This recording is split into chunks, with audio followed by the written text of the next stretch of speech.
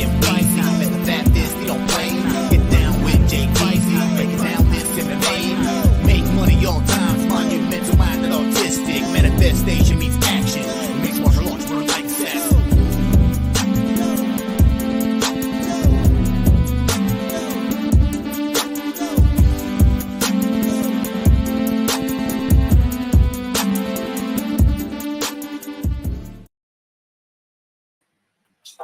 Well, we're back.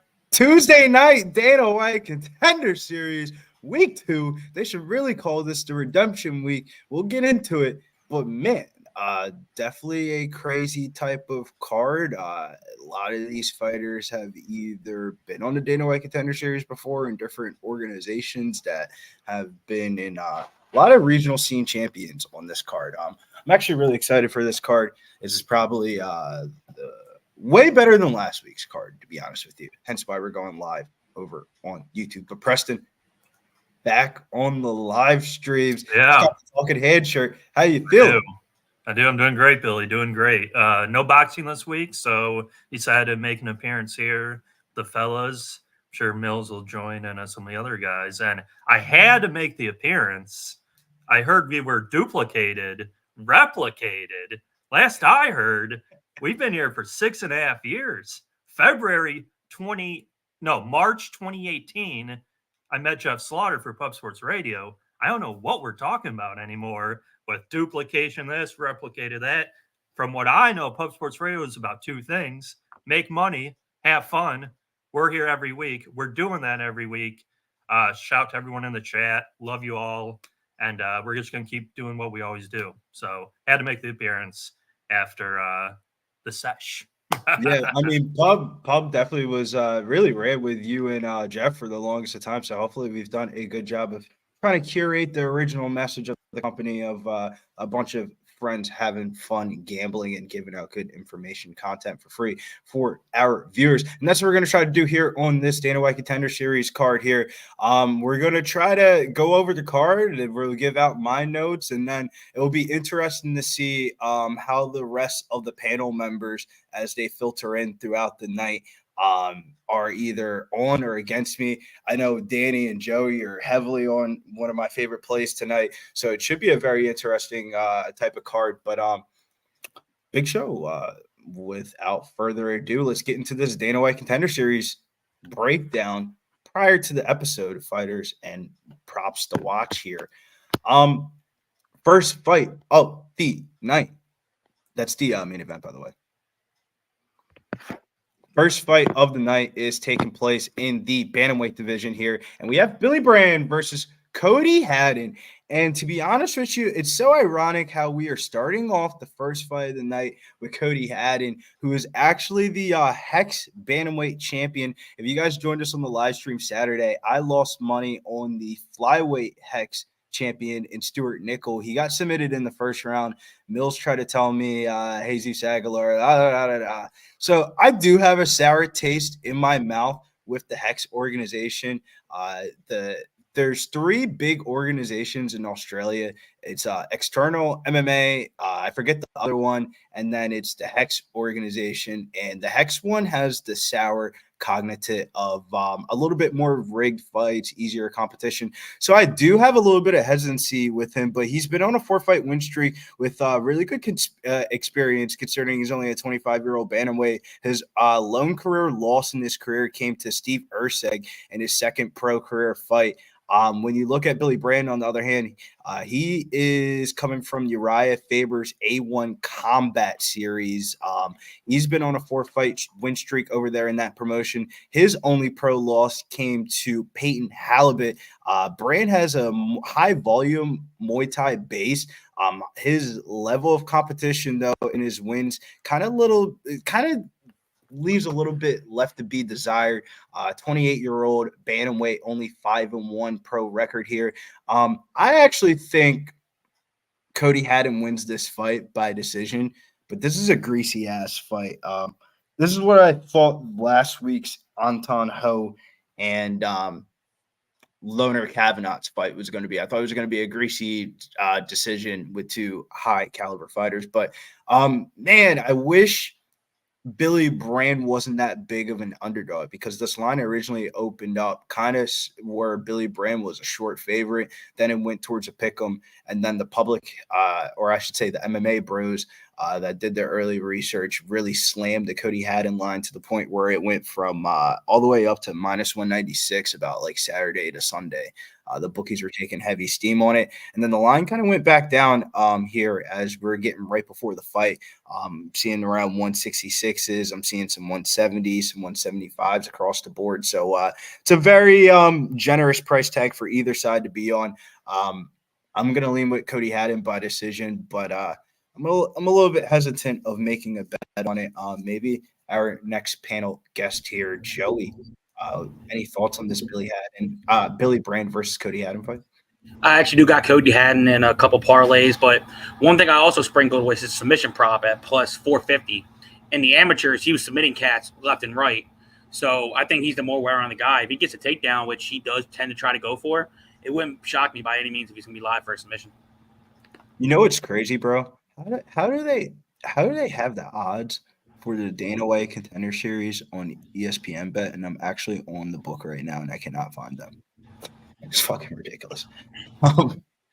Preston, if you were with the information that has been presented to you, are you going to lean dog or pass, or are you going to go with the Australian? If he was that good, he would have been on last week's card, right? I mean, it sounds like from you guys, everyone likes the favorite here, huh? Yes, sir. I'm a little bit hesitant though, because like I was joking, but I am kind of a little bit serious. I mean, how good he really wasn't on last week's card, and that dude got submitted in the first round, and they both came from the same exact organization. So I will say at least the fight's like a playable line. It's not minus 600 or 500 to where you can't play it. Yeah, it's definitely not price prohibitive. Looking at the method of victory props, they have Cody Haddon by decision at plus 240, Cody Haddon by knockout plus 300, Billy Brand by knockout plus 390, Billy Brand by decision plus 410, and Joey's method of victory, Cody Haddon by submission plus 700, and Billy Brand by submission plus 1200. I wouldn't even bet that. That seems like a dead bet. The Billy Brand by sub, I didn't even need to read that off. The totals for this fight is lined at a straight pick'em for the 2.5. They're saying you decide if it's going to go to distance or not. Fight not to go to distance is minus 146. Fight goes to distance is plus 114. And the over under 2.5 is sitting at minus 110. No juice on either side. Yeah. I mean, I definitely think probably fight goes, but you never know. Yeah, you never know. I took it by decision plus 200 for Haddon. So as long as Haddon wins, I got him in 2 parlays with money line, so I'm happy. But I just took the sprinkle because I saw the amateur record and he did a lot of subs. I gotta figure out how I can find this on ESPN Bet, but let's get into the second fight of the night here. This is my favorite fight of the night, and we're gonna have contrasting companions throughout the whole entire panel tonight, and it should make out for a good one here. We got Rowston versus Torrez. Finney is coming back to the Dana White Contender Series. I'm going to head for the boys so they can look in and see that body physique for the people right there. And I can pull up my notes on my phone, and it doesn't look weird. My man's Finney makes his Dana White Contender Series return. The first thing you're going to notice about him is his unusual metrics at this middleweight division. Standing at 5'8", which is fucking 2 inches shorter than me, but a 75.5-inch reach with massive muscle mass, as you can see in that picture. He was a state champion high school wrestler, and then he played college football at the University of Chattanooga, and it shows in this fight film. Middle linebacker, you can see with his takedowns, he's always going to be shorter than his opponents throughout his career, so it makes it a little bit easier for his takedowns, and that's where he displays a nice mix of blast doubles, slam finishes, single legs. His striking defense is what made him not get signed last year's Dana White Contender Series. He kind of got clipped in that fight. and then he was able to recover, and then he finished his opponent. Sometimes Finney gets a little bit swingy, comfortable, a little bit reckless, but he has really big knockout power, and he has some crazy knockouts that will definitely surprise his opponents thinking that he's a wrestler. But he's taking on Rowston, who trains at City Kickboxing. He's going to have the striking and height advantage, but the strength of schedule is where the red flags come in for me. He has a 12-24 combined opponent record with his wins, and he does not have a pro career win over a fighter with a winning record. Finney's going to get this contract after he secures the finish here. I see a lot of people saying by sub, but I actually think it's going to be a ground and pound knockout at the end of round one. He may train at the same gym as Dan Hooker, but he is no Dan Hooker. For Cam Rowston to win this fight, he's going to have to face a lot of adversity, and it's just something I haven't seen in his career. He doesn't have a win over bro, you ain't even got one of the 1-0. You don't have a win on your career this deep into your game, and a win over a fighter with a winning record. That is wild, bro. Not even a 1-0, a 3-2 type of guy. That's a huge red flag. I think Torrez Finney's legit. He has the experience advantage, and I think he's going to finish this fight. One of my bets on my card tonight is Torrez Finney in rounds 1 or 2 at -105 here. He's sitting at a -450 price tag, so I thought that was a very generous price tag. I think he's going to get the finish. Joey, go ahead. So everything that Billy just said, Finney's good. He's got power in the hands. He got the one-touch power with the overhand. He can wrestle his ass off, and he tackles you like he's still playing middle linebacker in college. I told Billy this earlier. He told me I'm crazy. I think Finney is the better fighter, but I still sprinkled Rowston on the money line, plus 375. How I see it, I think he can maybe land a mean uppercut or a hard knee when Finney does try to come in for the blast. And I'm sorry, like, you have a 100% finish rate, 4 knockouts, 4 submissions. I don't see him submitting Finney because if you really look at Finney, he really doesn't have much of a neck. So I don't know how the hell you can even get to it. But I think maybe he lands like a knee or uppercut that could knock out Finney. I mean, some of these people that he's beating on the regional scene, I could probably beat them up. No bullshit. Like dead ass, bro. He's fighting people that are like 0-5, 0-4 and shit like that. Like, how are you even finding these people? It's wild. The Australian scene, bro. Yeah, but like the last two we just talked about, Cody Haddon, they basically fought in the same exact like regional scene type thing, and this dude was fighting Steve Erceg in his second pro fight. This dude hasn't even had a career win over a fighter that has a winning record, and the 2 losses on his record are the actual 2 people that don't have losses on their winning record. Jacob Malkoon was his professional debut, and that's the only half decent person that he fought. Like, even the other dude that he lost, I don't know, man. I'm getting a little bit too deep into it. Maybe Torrez Finney just gets knocked the fuck out, and you shouldn't be betting. But this is what I say. Billy is right on his breakdown, 100% right on his breakdown.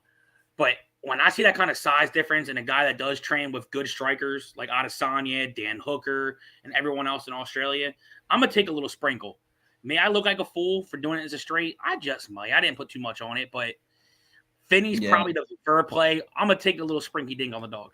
Yeah, Danny also made a sprinkle on the dog. But last man to the panel here, just my 2 cents. What do you think about these 2 big O fellas? If you don't know, just my 2 cents, he just looks like your average run-of-the-mill type of guy.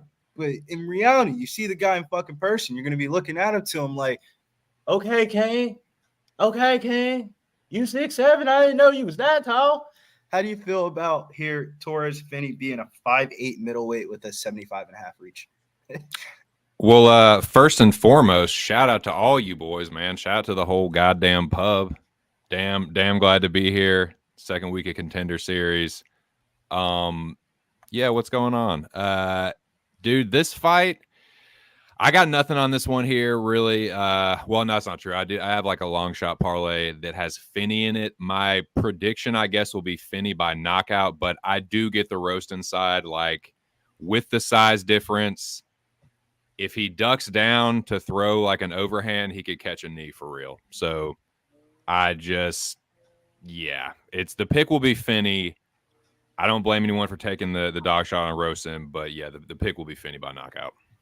I was also saying to Joey, I can't imagine being a 5'8" middleweight throughout your professional career that you haven't been at a size disadvantage in every one of your professional fights, and he's a wrestler, and it's way easier for a wrestler to get takedowns if they're shorter than their opponent. Yeah. But you, Billy, one thing that you actually went to actually look back at Finney, he legit reminds me if William Knight was 5'8" with all the muscle mass. Nah, but it's not the same though. They're not. William Knight has had no skill. He had like some striking boxing. Torrez Finney is a former college football player that actually uses his takedowns with his wrestling, and he has the BJJ accolades to actually follow up the wrestling. And then his striking has really improved in the last year since he's been on the Dana White Contender Series. But we're all going to see it tonight. Hopefully he can get signed. This is actually Laura Senko's fighter to watch for this season was Torrez Finney. Next fight, though, Cortavious, Romelius, or Preston, did you have anything to say about that one? Yeah, I actually have a parlay no distance this fight, no distance main event, -125. Ooh, I like no distance in the main event. I did play some unders in that one. This one here, Cortavious, Romelius versus Michael Imperato. And let's full screen this one. We got story time with motherfucking Bill, man, with this one. This is the fight that I would say that this is the one that pulled on my heartstrings a little bit, bro. This is a face-off. The face-off between these two boys looked heated. Big Show, can you full screen it, though, so I can just read this off of my notes so it's not like – the face-off between these boys were absolutely fucking heated. Romelius has a very fan-friendly, entertaining fighting style. He's a potent finisher. Majority of his wins are inside the distance, and this is a trend that you're going to see throughout this card. This is his second appearance.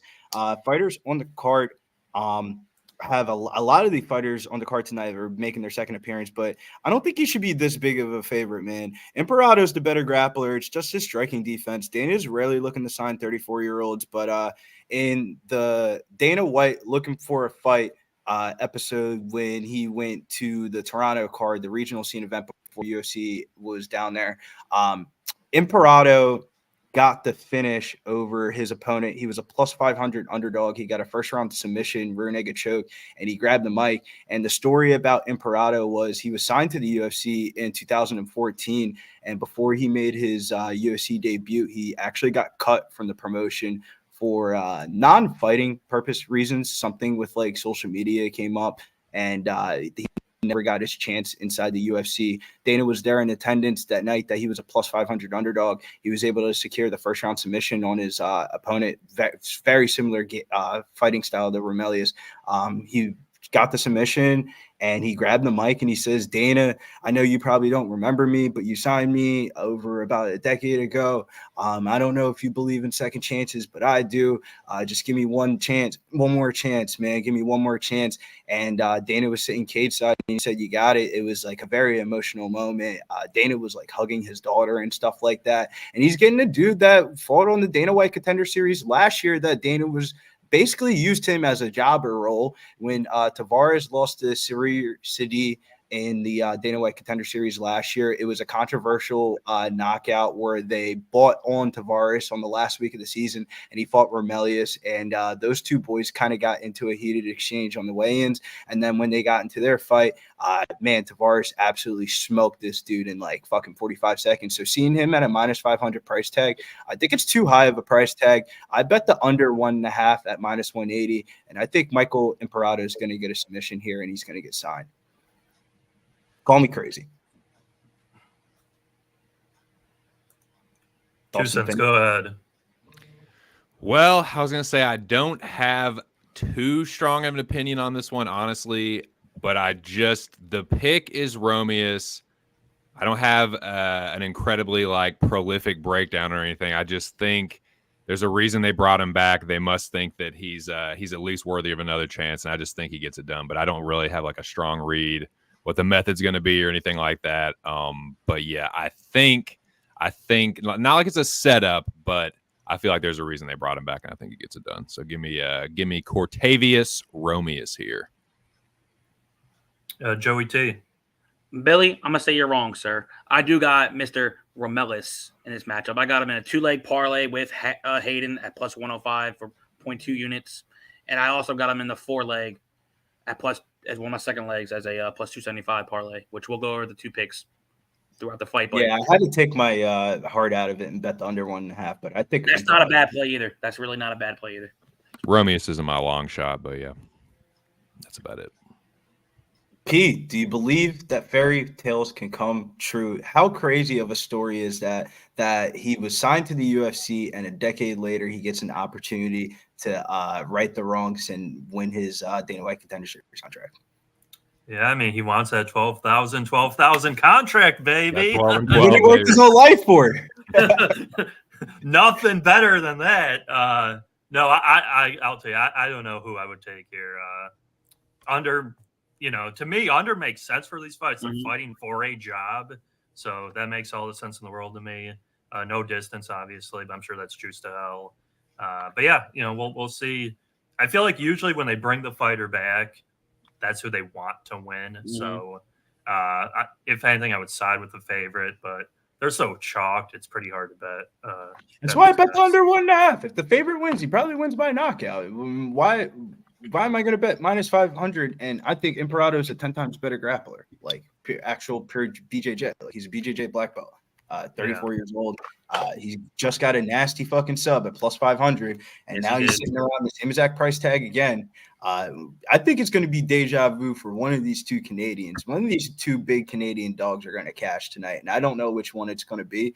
I'm going to think it's Imperato. I hope it's Patty, because Patty is very entertaining, but he might get smoked. But we'll get into that one here. Let's get into the next one because we're almost getting into that time. Well, I think we should save the main event for actual live stream. But Rizvan Kuniev versus Hugo Cunha, and this is absolutely fucking astonishing because I bet on the PFL year in and year out. There is a doppelganger world where he should be fighting Francis Ngannou, and this nigga's fighting on the Dana White Contender Series. What the fuck? Oh my God. I bet Kuniev at minus 240 last year against Bruno Ferreira in the PFL fucking playoffs, and he won the fight. It wasn't the best performance. No, not at all. But he won the fight. And then he got he was a part of the PFL drug scandal last year where like half the fucking league got swiped out from drug tests. And he was one of the fallen victims from it. Bruno Ferreira got the fight changed to a no contest, ended up winning the PFL heavyweight championship. And the person that won the PFL championship last year, their reward was basically fighting Francis Ngannou because you're getting $1 million before it. And now we got Kuniev on here on the Dana White Contender Series on a Tuesday night. Oh, how the mighty have fallen. He's taking on the LFA heavyweight champion here, Cunha. To be honest with you, this is just a straight up breakdown of BJJ versus a Sambo-based background. And I'm going to go with the Sambo-based background 9 out of 10 days of the week here with Kuniev. And I think he finds the finish probably in rounds 2 or 3. When we get to that fight on the live stream, I'm probably going to sprinkle his round 2 or 3 props at plus 500 and plus 750. Ooh. Nice, dude. I could end up looking foolish here. I got fucking smoked last week in Contender Series, but I'm taking a dog shot, just a little dart. Ain't nothing crazy, but yeah, I think it's probably I think Kuniev should be favored. I just think it's a little wide. And I think there is a world where, dude, if Hugo Cunha gets on top of him, he's not. I would say Kuniev is overall probably the better grappler, with the Sambo, but Cunha's got a pretty good wrestler, and he's got good BJJ, and he's just a big fucking dude, and his ground and pound is pretty good. And I've seen Cunha get reversed before, dude. So I think there's a world where that can happen, but I think you should be favored. I'll put it like that. I'm not telling anybody to bet Cunha, but at that number, I had to take a little fucking poke on it, boys. He was also fighting 6'8" heavyweight. I know everyone's been saying you got reverse. I mean, but the dude's fucking 6'8". You could probably fucking put his knee up and probably reverse it. Some people that are JJ black belts. Yeah, but I'm just saying, Cunha, I think, there's a world where I could see Cunha potentially doing that because I don't Price tag is Fahea is good, but I don't think Henan Fahea is the greatest fucking heavyweight in the world or anything. So I don't know. Yeah, but it's actually probably in hindsight, the reason why I keep on bringing that up is because we're probably going to be betting Brennan Ferreira against Francis Ngannou when that fight comes up. And like, it's wild to think about. That should be Kuniev in that spot, because if he doesn't get the failed drug test last year, he easily wins the PFL heavyweight championship, and he wouldn't even be in the UFC. So shouts to Ali Aziz. Ali does it again. Ali does it again. Dominates MMA. You want to have Ali as your manager? He will get you in very, very good spot. How do you go from $1 million to fighting on the Dana White Contender Series in 6 months? That is fucking wild. That is fucking wild.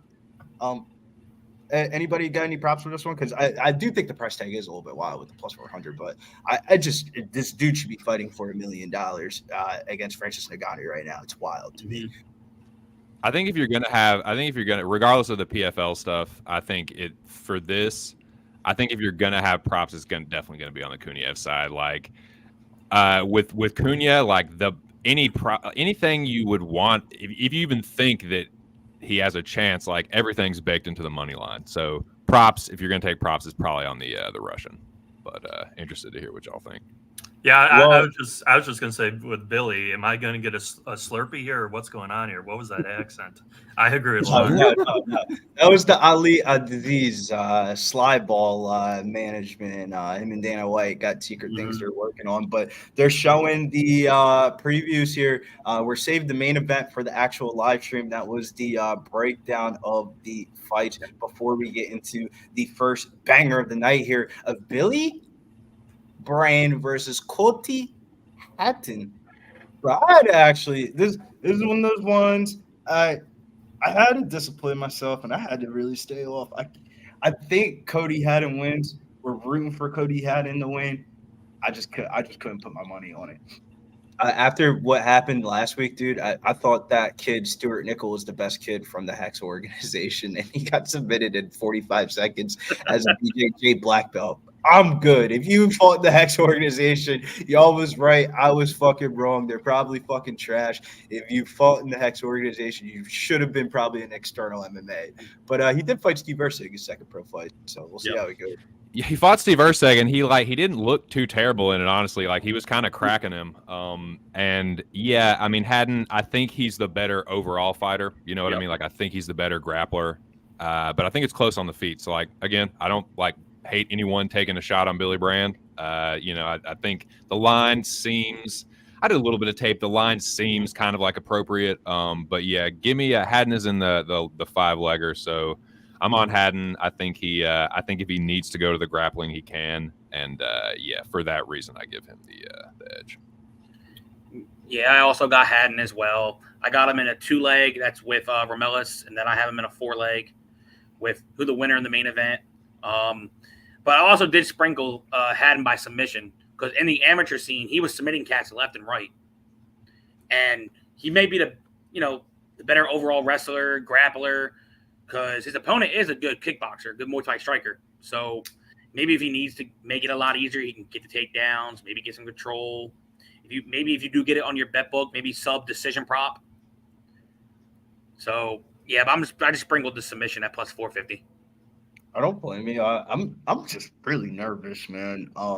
I had a bet last week on the Dana White Contender Series of Hong Tong Ho, or I don't even want to remember the. Yeah, I was right there with you. He got smoked so fucking fast, and it was like, damn, this is the one. This was the last ad on the fucking card too, and that was a. I'm not betting leans on Dana White Contender Series anymore.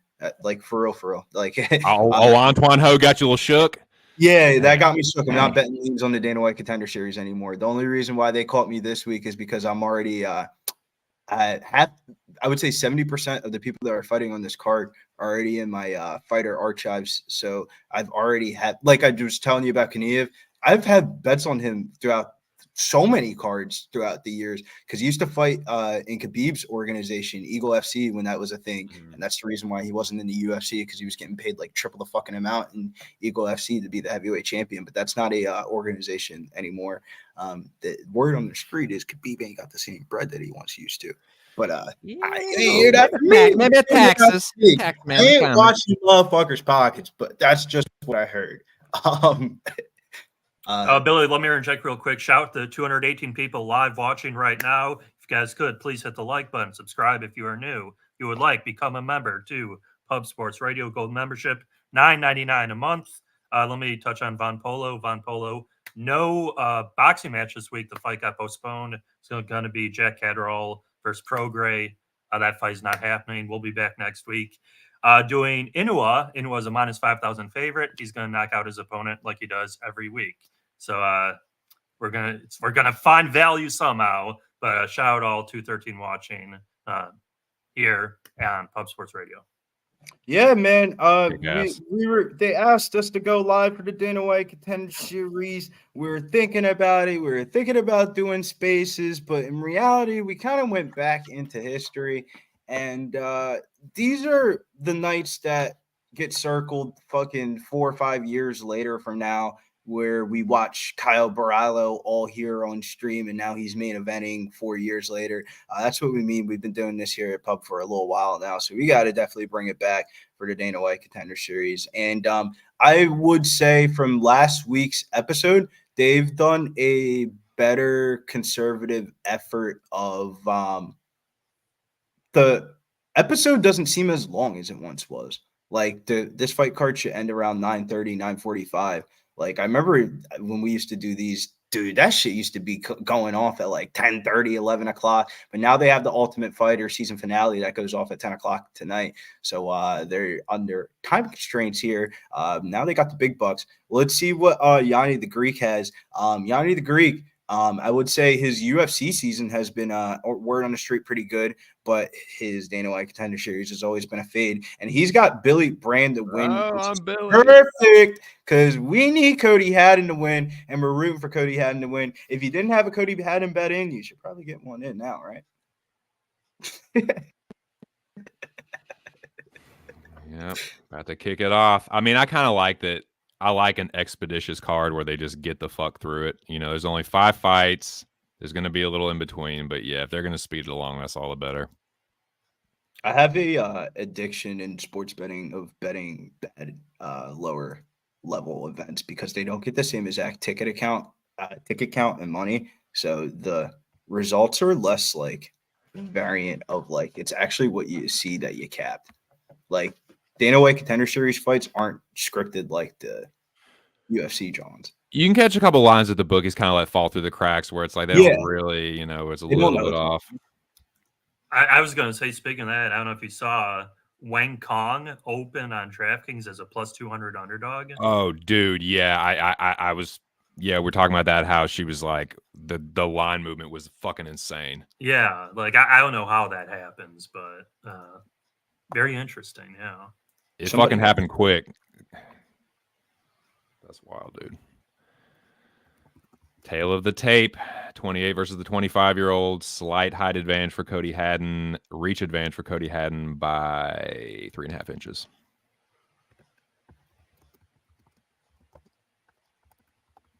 Cody Haddon is your slight underdog. Plus 145. Come on.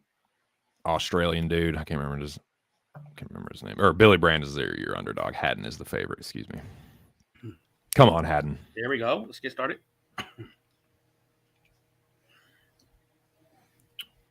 Where are you guys at? I'm at 455. 450. Okay, Oh, you got the lead. I'm at 446. Oh, you're way ahead. What about you, Billy? I'm at 441. Okay, you're ahead of me then. Pressure. Billy got it. Looks like Billy's trying to get a couple shots in. Ooh, these boys are throwing hard. Had a nice little 1-2 combo. Yeah, good 2-piece from him. On the jab again. That left-hand jab. Oh, big shot there from Haddon again. Got Billy Brand backing up against the fence. Nice little leg kick there by Haddon. Nice low leg kick there again by Haddon. Billy Brand looks like a dark-haired Brady Highstand kind of. First clinch change that we have of the night here. And we're going to see if Haddon's going to do the wrestling because his wrestling looked pretty good on the regional scene, but he's getting right to it. You see Nick Maynard smiling from ear to ear watching the Dana White Contender Series. Nice knees in the clinch by both fighters here.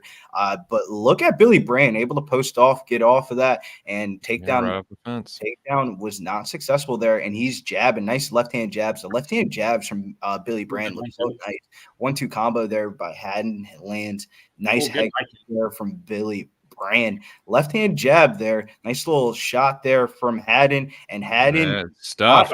Get the takedown. Near the body from Haddon on the way up. I like that. Stiff jab. Wrestling is not jab from Billy Brand there. Two-piece from Billy Brand. Oh, he just ate a stiff big jab from Haddon. 2 cents. You're right there with me. Take the lead. Yep. High kick blocked. 2-piece was not blocked. That was a stiff jab from Haddon. Answered by Billy Brand, though. Billy Brand's on the back foot, though. Haddon is just Terminator style marching him down. They trade jabs there. Oh, shit. In on the takedown. Gets his back taken, though, by Billy Brand. Interesting. Billy Brand throwing some knees. Haddon tries to break the posture. Oh, there we go. Down he jumps in, gets the back, gets that guy to Billy Brand, drags him down. They would get right back up to the feet. Back to his feet, but his guy's back taking in on a single leg. Billy Brand having none of it, though. Keeping his posture.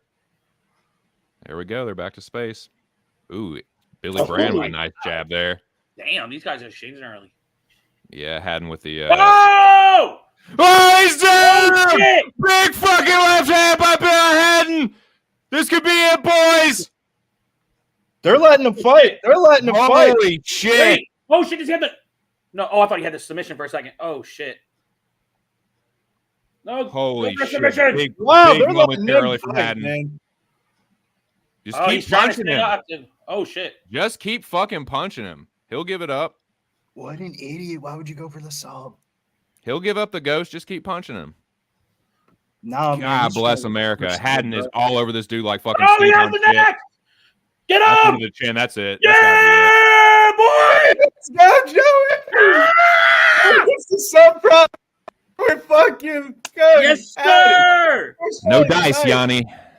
I stayed off because I didn't have a good read. Joey had it. That sub prop was plus 700. I was going to say, I don't know what the Greek was watching because I thought that guy was kicking his ass like the whole fight. Jesus. Oh, my God. What a So, yeah, fight. he pretty much fucking smokes him. First round submission from Haddon there. God bless it. Yeah, the first leg clears pretty easily. Look at that left hook, baby. Beautiful. That was fucking wild, bro. Mills said this one, the bet was no distance. Jab, cross to the body, left hook. And I also told Mills I had to bet on the sub, too. Yeah, I mean, not only that, but that Billy Brand, his face was getting red immediately. Yeah. Like, he was getting marked up pretty bad quick. Good money. Everyone was on the I know Mills gave that out. Who else was on? Everybody was on that one, man. It felt like. Good shit. So that guy should get the contract then. A crazy fact about Haddon. Yeah, he sets the bar pretty high early.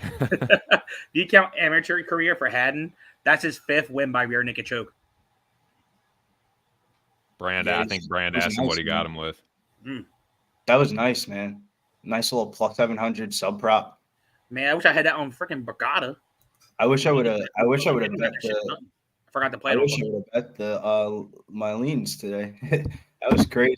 That was a crazy fucking finish. He was whooping his ass, even though it was a little weird spot. Left hook, man, was crazy. I gotta go to the bathroom real quick, so I'll be right back. Let me go grab a drink. Cody Haddon by rear naked choke, first round. Boom. Let's run the contest real quick because I don't think that was supposed to be that early of a finish. Hey, what's going on, y'all? It's Mills here, Pub Sports Radio. Do you guys want to challenge the personalities here at Pub Sports Radio?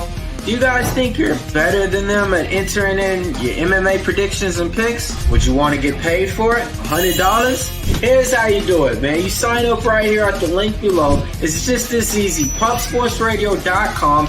Enter your email, pick your weekly picks, That's it. Oh, and you get bonus points if you can predict how they're going to win in what round. Every single week, a new winner's getting crowned. So every Saturday on Pub Sports Radio. So come on and check us out. You can win $100 just for signing up. Only thing you need to do is see if you can beat us here at Pub Sports Radio by entering your UFC predictions and picks weekly.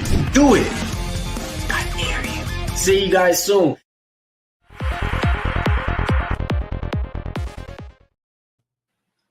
And like Swigbet said, the contest is now live.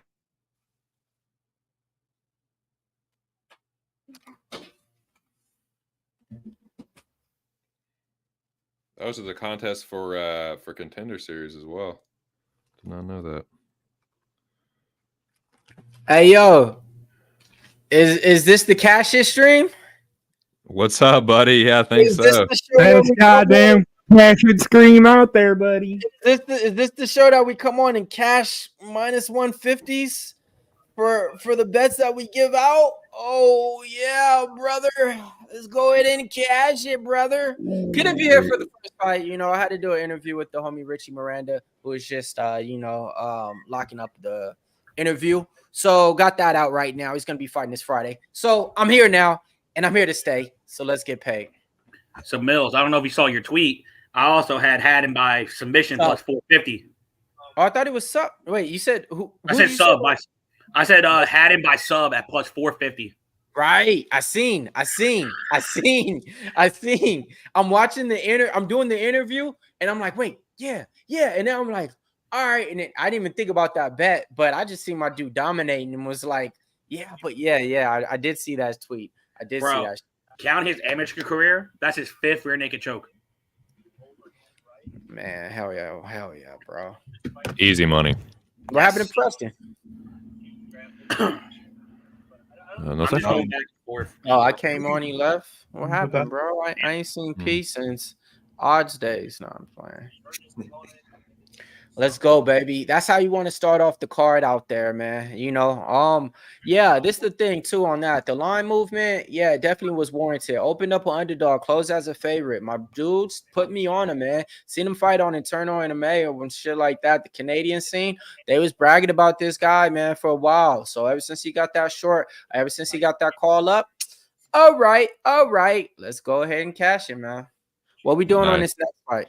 Yeah, we got Cam Rowston and Cortez Finney here, or Torrez Finney, excuse me. Yeah, man, I think we were talking about this earlier. I get people taking the shot on Rowston. He's so much fucking taller, dude. So I could see him like catching Finney with the knee. But my official prediction, and I've got a little. He's the second leg of the 5-leg parlay I have this week is Torrez Finney. I do think he gets the knockout. I think he clips him. But I think it's an entertaining fight as long as it lasts. I can see Rowston having his moments until he gets starched. My bad. Somebody's TV's on. It's like picking it up on the mic. I can. I don't know whose TV it is. You guys see what I'm saying? Yeah, I hear it. Let's go, man. Shout out to everybody in the motherfucking chat, man. Pub Sports Radio. We back at it, Contender Series. We started this with season 1. Now we on season 8. Took a few seasons off, man. We haven't really been streaming this thing lately. But, you know, took 1 week off. Took it to the Twitter spaces. That ain't what we were really aiming for. That ain't what we're used to. You know, so we back at it, man. Ain't gonna be here every Tuesday, but when I can, I'm gonna be here with you guys. And if I ain't here, don't worry. Billy got it all dolo. Yeah, we got shout outs to my boy Danny in the chat. But we got another Danny joining us very shortly, probably. I was about to say, I thought he was on too. Big Show, you sent him the link, right? Yep. All right. Making sure, because that's been a problem here at Pub Sports Radio with Big Show. Sent a Danny the link. That shit was hilarious. The one time Danny was like, "Yeah, you sent me the link though." That shit was so funny. Okay. Because he's got roast. I know he's got roasted money line on the knockout prop for this one. I'm on I got the Finney same shit. 1 or 2 minus 1. Did I mention I got an interview coming out with Richie Miranda a little bit later? We also got a podcast coming out tonight. They got a boxing joint about to go live in probably about 30 minutes. I don't know who's Not this boxing. week. Not this week, cool. But I did see some good fights announced. Shakar Stevenson is fighting some dude named Cardone. There's another guy named Eubanks that's fighting on the card, pretty decent. That's all I know. So I will say this now. I'm also on the same side as Danny. I'm also on Rosen. I know everything. If you guys listen to Billy, this guy is probably the way better fighter. I just think there's some shit to where, to an extent, size does matter. And I That's have a what he feeling. told you, huh?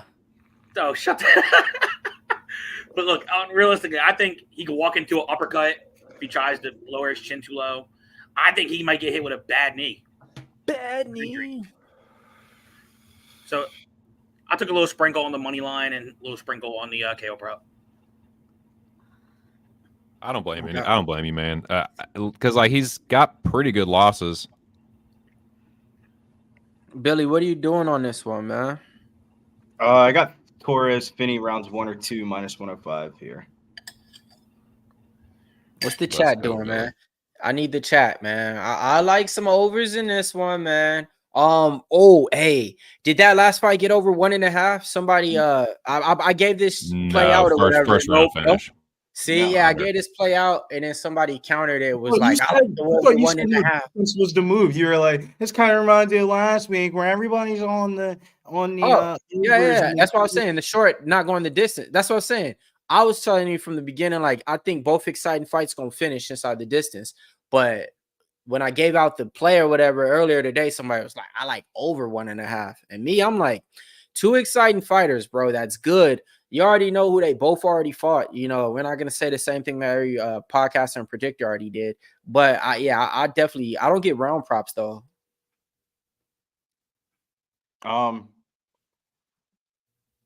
Yeah, we'll see. Yeah, it's crazy. Like the height difference is wild. I think Torrez is going to end up being the stronger fighter. But yeah, man, panel's a little bit split. I get it. So look.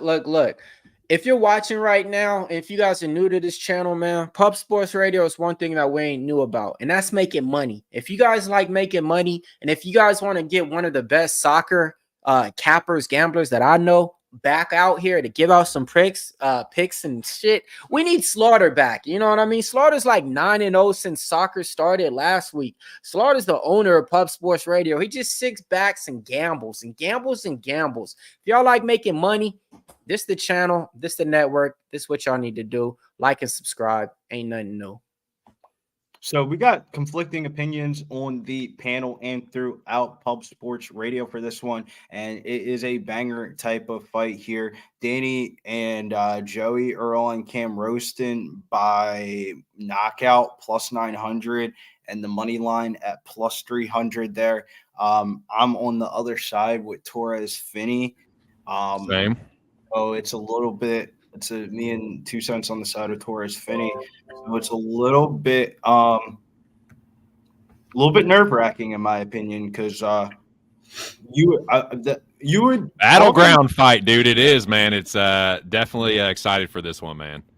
Historically, in Torrez Finney's career, when his fights come out, their price tag usually goes down at the weigh-ins because they see the height difference and they see the picture and stuff like that. But this one actually opened up at like 350, and it was going up to like when I placed a bet on Torrez Finney, he was minus 350, and on FanDuel he was sitting at minus 575. And I was like, God damn, this is where this line's trending towards. Nobody's even seen the weigh-in pictures, because that happens every time Torrez Finney fights. After the weigh-ins, the line goes down. And I was confused, so I had to get in early this week. A little bit nervous in Yanni Greece. Yeah, I was going to say, yeah, it's all over, boys. Yanni's on Torrez Finney. Wait. Oh, shit, is he? Sub prop. Congratulations, Danny. Congratulations, Joey. Londo is on the sub prop plus 550. He says, bro's coming for this Rowston's guy's giraffe neck. KO. Finney says Justin Vilas. I actually think it's going to be a ground and pound by a knockout, but it's going to look like a submission. So, like, he's going to, like, one of those type of things where it's like, fuck. Yeah, so I went round 1 or 2. If he doesn't get a finish within the first 10 minutes of this fight, that means he wasn't getting takedowns, and that means Rowston suffered the storm, and if he comes back, the later his fight goes, I think who knows who it favors, to be honest with you. Yep. There's pros and cons with fighting the taller fighter. Like, sometimes they're tough to take down, but once you get them down, it's easier to wrap up their legs sometimes, and it's also easier to get up under their necks sometimes. So hopefully that leads to a submission for us. Huh, Billy? But they're showing Dan Hooker on the screen, and it's funny because for him to win this fight, he would have to do a very Dan Hooker-esque performance. If he wins this fight by knockout, bro, he would have to. I feel like he would have suffered a lot of adversity unless he just clean smooth, just throws a flying knee across the cage. Who knows? Right. Why do you think Torrey Finney didn't get that contract, man? He looked underwhelmed, in that second round, but he did come back and get the finish by submission. I think at the time, I'm gonna be honest with you, I think Dana White seen him and was like, I'm getting William Knight vibes. Yeah, you know what I mean? He said, "Yeah, let me see you." No more digs. I'm getting William Knight vibes. Yeah, I gotta see you 2 times. Mills facts. He said, if you're wrestling really like that, I gotta see you 2 times. Because fool me once, shame on me. Fool me twice. I need to change some shit up. But I do got a 3-leg parlay that was minus 115 with Finney, Romious, and Kuniev. So that's crazy, bro. Youngest fighter on the card tonight is Torrez Finney. Damn. 25. So yeah, I am on the window on this one. So let's go ahead and get it, man. Here we go. Second bout of the evening. Torrez Finney and Rowston. Cam Rowston, I believe. No love touch at all. Yep. He said, hell no. Rowston pumping the jab. Ooh, nice front kick. Nothing doing. Oh shit. Ooh, there's that right hand takedown. Looking like he played for the Miami Dolphins. Old Finney special, huh? that was kind of the Finney special, but that was Rowston posting on one arm, looking to get back to his feet, and he does get back to his feet. His arms are jacked. Yeah. Yep. Finney is very stout and compact. Oh, Rowston looked like he was going to go for a guillotine. Nothing really to get there. Look like he might be on the guillotine now. Look, just threatening with it. Yeah, nice knee there. In the clinch. Ooh. Just middle there from Rowston. Yeah, good D there, Finney. Eats a low kick, though. Front kick from Rowston. That's a good weapon for him. As a longer fighter, he can just throw that front kick. Ooh, nice left hook. It's hard to punch Bounced down. off the top of the head. Front kick again from Rowston. Pumping the jab. Looks for the left hook. Nothing doing. Whoa. The punch brings him right back. And he does it again. Right hand into the takedown. Double butterfly hooks for Cam Rowston. It's crazy, man. Rogan is doing everything right to get to his feet. He's doing the right things, that's for sure. Yeah. I hope Finney does get signed to the UFC, though, because there's definitely going to be some times to fade him. Yeah. Do you think he can make 170? Or probably hell no. Hell no. No. Rowston does get both butterfly hooks in again, though. He was a football player, man. Oh, yeah, I forgot. Yeah. Rowston not really committing to top pressure, just looking to, well, there we go. Cam Rowston back to his feet. Immediately, yeah. I mean, with the overhook. I wish Torrez Finney would cross the legs. If he crossed the legs, he would have a little bit. Yeah, probably better to lace the legs when he gets him down there. I would think. Doesn't feel like he's used a lot of cardio. Like, these takedowns have been pretty easy. Yeah, I mean, it looks like he might get another one here. He's looking for it. Lock the hands with a big double leg, and he gets it. Double leg takedown in the middle of the cage this time. This one's better. You can't just post up against the fence and stand up. Yeah, it's not as easy. Let's see if Finney can keep some top pressure here. A little top control. Rowston doing the right things, though, and he's a lanky fucker, so he can get them legs in and use it for leverage. Looks like he might have the butterfly hooks again. He might give up his back doing this, though. Yep. Torrez Finney looking to grab the post hand. Oh, and he's on the back. Let's go. He rushes back to the cage. Let's And go. he gets up to the fence. He gets up to the cage, or gets back to his feet. From Rowston. That was a tough get up there in the middle of the cage. The corner's telling him all the right things to do. Yeah, good get ups from Rowston. Torrez in on another double leg takedown, though, looks like.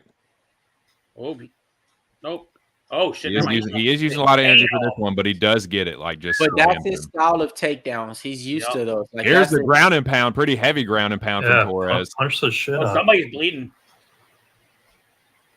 Let's go, man. We need this. Might be Rowston. I was going to say, is Rowston bleeding on Torres's back? Might be leaking from the nose. I can't tell. Can't really see from this angle. That last takedown might have taken a little bit out of Finney. I mean, bro, I think that one and the one before. It's wild. It's wild, bro. It's got to take some type of energy. Grabbing the post hand, looking for the Dagestani handcuff. Ooh. Now this is what we want to see here. Can he get it, boys? Let's see. What time you at, TC?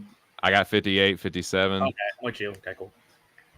He gets a butterfly hook in there, though. And I like how he's turned him away from the cage. He's keeping control of that post hand, though. Yep. And it is Rowston leaking from the nose. Oh, Rowston's trying to go for an arm. Oh, Rowston might have it. Oh, no, he's going for it. Oh, now he's trying to go for a triangle. But no. He's trying to. Finn, you better get the fuck out of there. Oh, he's trying to go for it again. Finney wise to it, pushes right through, stacks him, doing the right things. Punch him in the nose again, Bo. Get that old thing leaking. Oh, he's going for an arm again. Oh, he breaks out of it. Goes for the arm bar. Nah, he ain't getting that. Too big, too strong. Gotta watch out for them up kicks, though. That was a good round for Finney. Yep, it's a Finney round. Can he keep it up is the question, though, boys. Yeah, can he keep it up is the question. Whose cardio is going to get – because it seemed like Rowston was able to defend the first couple of entries, but then Rowston's nose is leaking, though, so that could affect his cardio potentially, too, if he starts breathing through his mouth. Also, mouth open, easier to get knocked out. Something to keep in mind. So Rowston can block his legs. You would think Rowston has a better cardio, right? I'm just saying that could maybe potentially affect it a little. No, I actually think Finney has a better cardio. You wouldn't think it, but I mean, he used a lot of energy with those takedowns, though. He did use a lot of energy with those takedowns, so who knows? Picking him up those last two and slamming him with those big double legs. Like he basically, like Rowston was like, I don't want to get taken down. He was like, I'm gonna do it anyway. And just like Dana's looking. He don't look too impressed. So he better get this finish in this round for being my butt at his contract. No, hell no, that wasn't impressive at all. Like that was a waste of kind of 5 minutes of he won the first round. I like some of the ground and pound I saw towards the end. I like if he gets a takedown again, I like to see more of that. Here we go, round two. Nice good jab from Rowston, answered by Finney. Ooh, big overhand from Finney. Need more of that. Rowston tries for the right hook, right hand.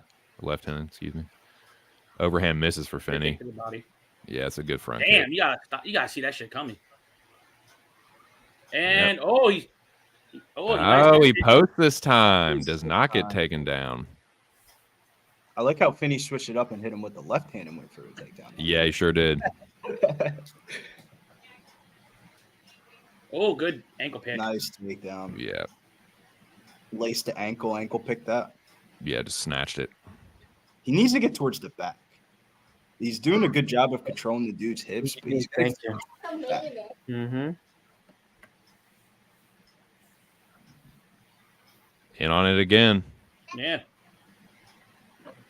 Somebody said, don't be shocked if Rowston got round 1, 10-9. Finney's barely laying any strikes, but credit to the big slam. So we're seeing a little bit of discretion. I just don't know what Rowston did to win it in round 1, you know. He landed some decent, strikes, but then, that did. I mean, so did Finney, though, so that's... Yeah. And the ground and pound at the end and the leaking nose, and I think the first round was probably a Finney round. Oh, good one, too. Yeah, good stuff from Rowston. Good strikes from Rowston again with a front kick. Yeah, if he goes Judon level with that, if he goes face level with that, another good right hand from Rowston. Cam Rowston coming back here, boys. Rowston backers got to be feeling good about this. Stiff jab from Cam Rowston. Finney doesn't have the same expression on his face. Looking a little concerned. Whiffs on the overhand right, but he is in on a takedown here. Rowston stuffs it. And he does. Crawls. Yep, Damn. and Cam and Finney gets it. Woof. This is going to be a battle of wills here. Battle of wills, cardio, takedown He's defense. got to get towards the back, bro. He hasn't been able to get towards He has the working ankle towards it. lace. No, he has the wrist lace. Excuse me.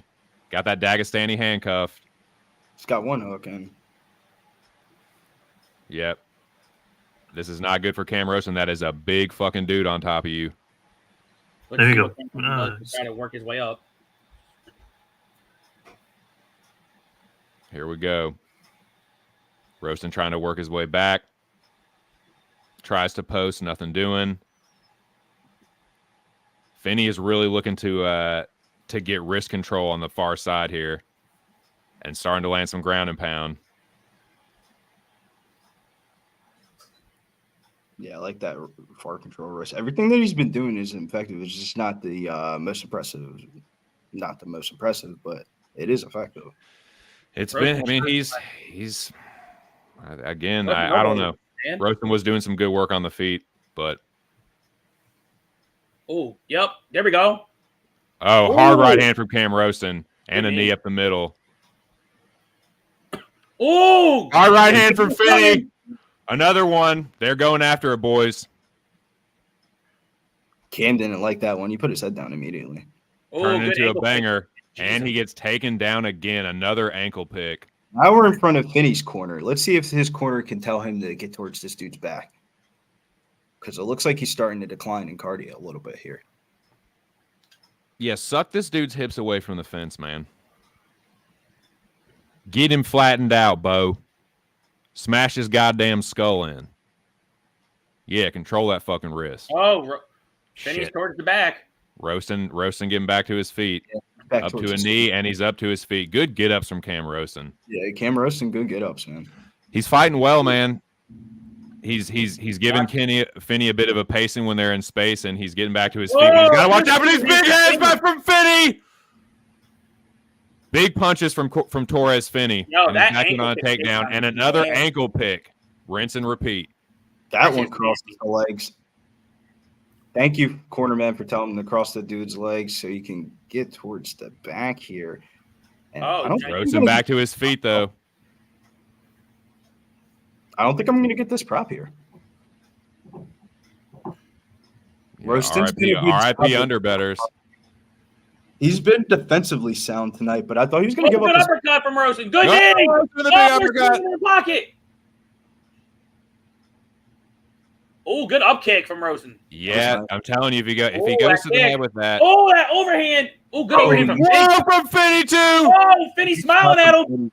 Ooh. He went flying. Damn. Way to end That was round a two. fucking This thing What's the live line?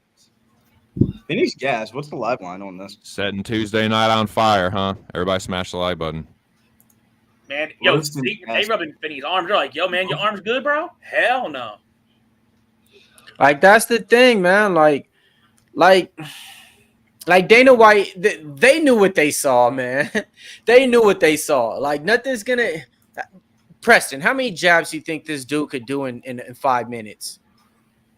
Yeah, not many. Honestly, what should happen is Rowston should go to his body 3-4 times. He'd be knocked out. Mm-hmm. Like, this fight's horrible to me. Right. Finney's not dealing with the front kick well, and he landed it to the face. And that if he starts going to that, like, he can land to the body or the Like, face. literally, all he's doing is you guys talk about being a football player trying to tackle the fuck and then grab his leg and take him down. And it's really horrible on both sides. I mean, maybe if the other guy had a striker against him, yeah, it might look different on his side. But I mean, yeah, he doesn't look sharp. He doesn't look sharp at all. He should be picking him apart to me. Right. Yeah, like, Rowston has the tall man defense too, and he's kind of pulling back when they're getting into the boxing exchanges when Finney wings the overhands. Shout out Here to we Barry go. Watson, Swick Beach, JW. Who else we got up in there? Let me do a little roll call for y'all, man. Tuesday night, y'all could be anywhere, but y'all with us watching these fights. We got Lando, we got Justin, we got Baligro. Oh, good hand from Finney. Moneyline Hill. Friendly to me. And on the takedown again, has the hands locked. Cam Rowston splits the legs. Good takedown defense. Got the overhook. Pulls Finney up. Go, Rowston, turn. Circle. Doing the right things. Oh, he's about to get taken Finney down. in again on a takedown. Will he get it here? Does he have the Does he have enough gas left in the tank, boys? Oh shit! Oh shit! Yes, Why would he pick him up like that? Oh, Rowston's back up. Wow, Get up! Rowston with the whizza, and he gets back to his feet. Yep, He says, "I don't fucking think so." And on the kick, the front kick. Good head kick. Yep. Keep throwing those hands, Rowston. Knee. Big knee from Rowston. Oh, good elbow from over top. Don't make me lose my parlay, Finney. I was gonna say the tall guy should be beating the shit out of this guy. Come on, circle. Like imagine he's going in, right, easily. What you do? Knee straight to the fucking body, and he drops. Good elbow. Easy. Let's go, Rowston. Come on, keep punching. Yeah. This is the most volume he started off fighting. We'll see how the second round score, but he's definitely winning the third round. Yeah, Rowston's winning the third round. Oh, Second round was close. Oh, I thought you got. Never mind. Yeah, punch his body. Like, what the fuck are you doing here, dude? Nice sprawl from Rowston. Finney still got the hands locked. Really good takedown defense from Cam Rowston. Hammer fists. Finney is really going for this fucking takedown here. And he's got it. And he got it. Yep. Damn. This guy didn't even try to get and this like is underhooks. Like, what is this shit? Australian wrestling. Finney's got to get to work though, because Rowston's kind of been piecing him up in this round. You can't just lay here, dude. You got to shellac this motherfucker. Both Yeah, gentlemen. no, you gotta do. Yeah, you want a contract. Oh. This ain't good. Yeah, Punch his dude. way up. Like this is horrible, man. Lay the lumber, Bo. He's got the hands locked. Yeah, Rowston Finney's like dead. He's holding on for dear life. Rowston is tough to hold down too, man. He's very squirmy. Definitely squirmy, man. He's throwing elbows. He's throwing shots from the bottom. Yeah, Finney, you need to start doing some of that yourself. Finney probably Get thought him to make a mistake, dude. dude's back. He thought the dude was going to give up his back or something like that. But this dude's been very defensive. Oh, he got the arm. Oh, shit, he's going to the arm. Going for the arm bar. The triangle. And now it's a triangle. Oh, shit. What's Is Finney Cam Rowston going to get this triangle? Damn, he almost gone to another triangle. Jesus. Finney's too strong for that, man. He's just gonna fucking blast out of it. That shit was crazy. It's all gonna come down to how that second round was scored, I think. Unless Finney really starts to do some damage here, I think this is a Cam Rowston round. But dude, you never fucking know. This is why you gotta fucking empty the tank. I would say if you're on a Contender series, especially for the second time, like everything you have, man. There you go.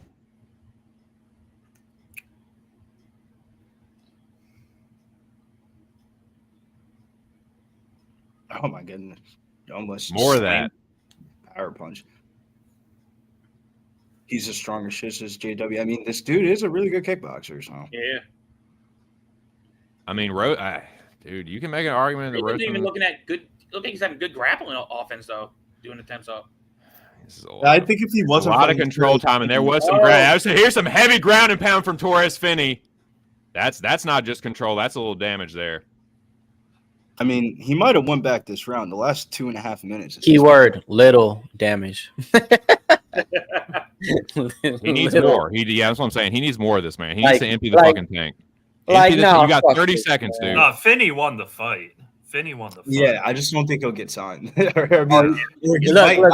Look. He will not get signed. And listen, Dana White is gonna make a point out of this to ridicule him. Trust me, he's gonna be like, he might bring him back for a third time or something like that. Who knows?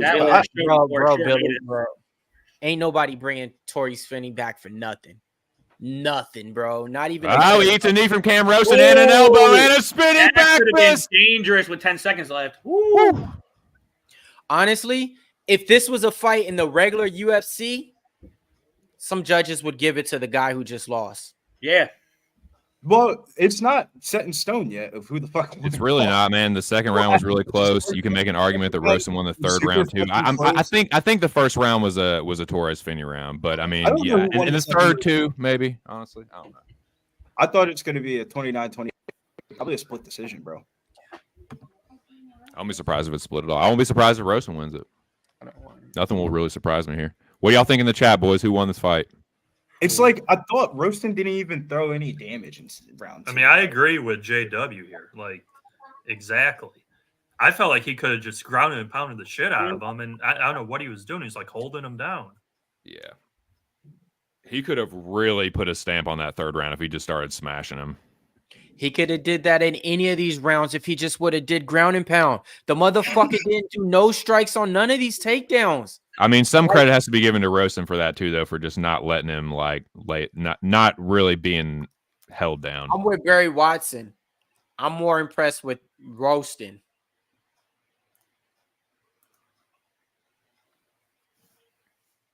Torrez Finney. One leg down in a parlay. That I got 2 more legs to go. Got burnt on the prop though. No. They didn't burn me on my prop though. They said, what, dude, you're giving him a brown belt for that. Wait a minute. Is that what's happening here? Is that what I'm saying? Winning a decision for not getting a for holding him down. Yeah. Or not getting. He did land like 10 or 12 takedowns, bro. He was definitely double digits in the takedowns. But we roll on here because nobody thought that was going to go to distance, but it did. Next fight of the night: Cortavious Romelius versus Michael Imperato.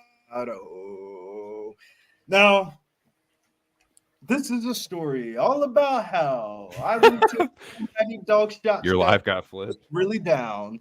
And I ended up betting under 1.5, but I'm rude. I am rude. I know you guys have parlays, but in my heart of hearts, the Michael Imperato story. Yeah, what the fuck, Billy? Dude, you're going against me on this one? That would really happen to me if I was in MMA. Get signed to the UFC and get cut before I even make my UFC debut because I said some dumb shit on social media. So I have a special place in my heart for Michael Imperato.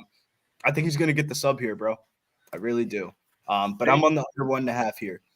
It was very chalky. It was minus 180 on Bet365. Why are you trying to ruin my parlay, Billy? Billy, what the fuck? God. But yeah, they just said Finney got 11 takedowns out of 18. I was gonna say, bro, you got a lot of takedowns. Damn. But yeah, I got Romelius and a 2-leg to finish off my 2-leg parlay, which I had with Haddon, and then I got him as my second leg and my 4-leg for the whole rest of the card. I feel like they brought Romious. I feel like they brought him back to win. I don't feel like he deserves to be back here. I feel, but I feel like they brought it back. Okay, not that they're giving him like a layup or a setup, but I think it's like they're giving him another opportunity. I think it's because they expect him to win. So yeah, give me Cortavious Romious, and he will be the third leg, hopefully.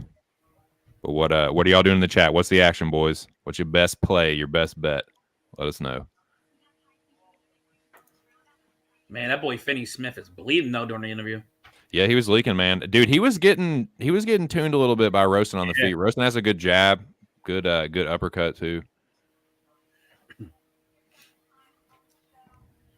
I don't want to be that guy, but that's funny. I can't believe Finney didn't. It seems so. I knew something was up because it seemed like he was. But he should have just beat the bullshit out of that guy. Yeah, he could have. I made it that deep. That made me laugh from earlier. But dude, I got one of these dogs tonight have to come through. And when I mean one of the dogs got to come through, the UFC has done a horrible job trying to find Canadian prospects. One Canadian on the card's 34 and the other one's 35. They got to get one of these two big underdog Canadians are gonna win tonight, but not yet. I just don't. But Paddy Pytlik has a really good finishing rate, but his striking defense is kind of trash. Terrible. Yeah, that's what made me not want to bet him. But that's why I like this guy. I think this guy. I think there's a huge gap in submission grappling in this fight. It's just Can he get there? Because even if he does get the takedowns, Cortavious Romelius might just be way too fucking athletic and just stand up. He's going to need to. I think a lot of both guys' win conditions are going to be predicate on a finish early. I feel like for Imperato, he's going to need to catch Romelius early in the fight with a sub. And for Cortavious, I feel like he needs to catch Imperato with a knockout. Land the same exact way he fought in the Ramon Tavares one. Do that, but the same exact stuff is going to be coming back your way. So he should win by knockout. But if he don't, hopefully I have my bases covered here. This fight kind of reminds me a little bit of Tajori and Kazama. Mad money coming in on Cortavious Romelius went from minus 430 to 480 here. The money keeps on just going up and up and up on Michael Imperato here. I wanted to, this is the evolution of, I guess, my MMA capping because I wanted to bet the dog so fucking bad, but I'm just going to stay off of it because I think that even if he does win, it's probably going to be under 1.5. So why not just bet the under 1.5? And the way that last fight went, I think we're due for some violence. I mean, hopefully, dude, that's what the Contender Series is like kind of supposed to be all about is like get your it's like a fucking job interview. Yep. It's a fucking mixed martial arts job interview. And I feel like putting your best foot forward is getting a fucking finish that makes Dana and Mick Maynard fucking jump up out of their seats. So I feel like that's the name of the game. And yeah, I'm with you, Billy. Let's get a fucking finish here. I'm not going to lie. I know Romelius does also have his own submission grappling as well. If you want to get away from the chalk at minus 135 for a KO, his submission prop is plus 225. Maybe he rocks him and then snatches like a rear naked choke. We shall see. I think it's going to be a knockout from Romelius if he wins. Because Imperato's striking defense isn't that good. That's why I couldn't get to the betting window with it. It's gotten clipped too much. Like he took like a after he got cut from the UFC, there was a little bit. He was in and out of MMA. Kind of like lost his love for MMA a little bit. I mean, how can you blame the guy? But some of his fights when he first came back, man, his striking defense looked really bad, and that's what made me not want to bet him. But I really like the under, though, man. I really think this. You wouldn't think that when you see these two, but when they're at the weigh-ins yesterday, man, they were getting up in each other's face. They had to get the security out, and this is like a fucking run-in-the-mill Monday afternoon in Vegas, and they're fighting like this is the prelim event. So somebody's about to get smoked here, and I hope it's a feel-good story for Imperato, man. I'm a big Imperato guy, man. It's got it, like, man. I was gonna say, how happy are you gonna be if he wins, dude? Are you gonna fucking? Nah, man. Watch the Dana White looking for a fight episode, man. When he grabbed the mic, man, and he said, Dana, do you believe in second chances? You might not remember me, but you signed me 10 years ago, man. And some stuff happened. I'm not that guy anymore. I'm a changed man, and I'm willing to show you I'll do anything. Dana, do you believe in second chances? Dana. This nigga Data looked like he was about to start crying in his damn self. Like he was hugging the kid, he was hugging the dude's daughter and shit like that. Like Data ain't out here hugging dude's kids and shit like that on the regional scene. Just a regular run of the day mill. And kind of Sarir Sadi was supposed to be the big Canadian prospect that they had on the Contender Series last year, and he won via controversial by knockout, and they bought Brad Tavares, his opponent, back on the last week of the Dana White Contender Series against Romelius on short notice. So, yeah, he's back on he's making a second appearance, but he's only making a second appearance because he was on the last week of the Contender Series on short notice, and he got knocked out in 45 seconds, and the UFC owe him another Dana White Contender Series fight. I don't think that's reflective in the line, though, bro. Like, this is not one of the Joe Pyfer moments where the dude comes back from injury and this is a great story or something like that. Yeah, I don't know, bro. I think there's fraud vibes at minus 500. I could pick a lot of holes. How the fuck are you 5'4" fighting that featherweight, bro? That's bitch height. That was a lot there, Billy. Yeah, but Justin. That was a lot to digest there. That was like a crazy stream of consciousness. You guys want to get $100? You already know that's me. You've already been in the chat when I've been live, so you're like, yeah, Justin trying to wind me up. But man, shout out to the 212 watching though. Yeah, like Big Show says, sign up for that fucking contest, dude. Sorry, go ahead, Billy. 5'4" fighting at featherweight. He just got knocked out in 45 seconds, and he's 500. What do y'all know that I don't know, man? Like, why is the slide minus 500? Like, he didn't get knocked out in 45 seconds, and he's 5'4", dude. Like, bro, that's small. I get it. He's super athletic, and he's an athletic freak, and the dude that he's fighting somewhat old. But I mean, the dude is like 12 and he's old, and he's 12 and 6. He's like an old jobber. Like I think they brought Romelius back to smoke this dude. But you also could say the dude was a plus 500 underdog and got a submission in round 1 and called his shot, and now this is a shot. Like, both guys really want this, man. I think we're going to see a very violent finish. That's why they're you see all these cut animation scenes in between the fights and stuff like that, because this ain't gonna go long, boys. Somebody getting smoked, dude. It's about to be an Imperato sub where he got viciously knocked out and he's like dead on the fucking canvas. I could see it both ways, where he gets the sub and you see him jump over the cage and he's like, Dana, what'd I tell you?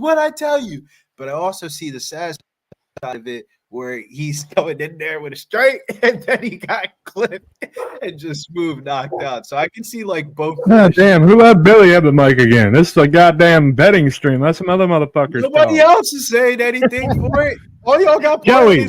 Cortavious. You always got some, Joey. Yeah, I actually do have something. I do have Romelius as my last leg and my 2 leg, and then he's my second leg, my 4 leg. Sorry, I didn't want to cut off the inspirational Michael Imperato comeback story. 2 cents, you gotta cry. You gotta cry tonight. I know. Can you see the single tear escaping? Look at him, bro. It looks like he's about to cry walking inside the cage right now. Oh yeah, the whole Canadians don't cry bullshit. No, bro. He got signed a decade ago. Can you imagine getting signed a decade ago? You never made your debut. So why didn't he make his debut? What did he say? He pulled up some. He was on some interview and he said some racial slurs. And they're asses. And they showed Dana White and the UFC. And at that time, it wasn't like social media nowadays where you could just say whatever you want. They were basically saying, like, are you really signing like this racist dude that hates women and stuff like that? And what did he say? Mills, dude. I'm not French Quebec Canadian. I just asked you what he said. I'm not French Quebec Canadian. I'm just saying, I'm not like French 10 minutes about these dudes. You don't know what the fuck he said? He's French? Fuck him. He's French Canadian. That's the reason why I like him. French Canadians are cool in my book. French Canadian. Yeah, they made French fries. Hell yeah. They're cool in my book. Best accomplishment. This guy is like crying. What is this? Cortavious Romious making his. The guy was basically crying. The Canadian when they. He was. Yo, these burgundy fucking Dana White Contender Series hoodies are fire, bro. Fire. I might have to buy one this year too. Hey, buy me one, man. That burgundy with the blue, that's a good fucking color scheme. Yeah, I like it. Mm-hmm. I think y'all should buy me one. You know what I mean? Yeah, you give me another Neil winner. I'll buy you whatever you want. Yeah, dude, this is the ultimate battle of the second chances.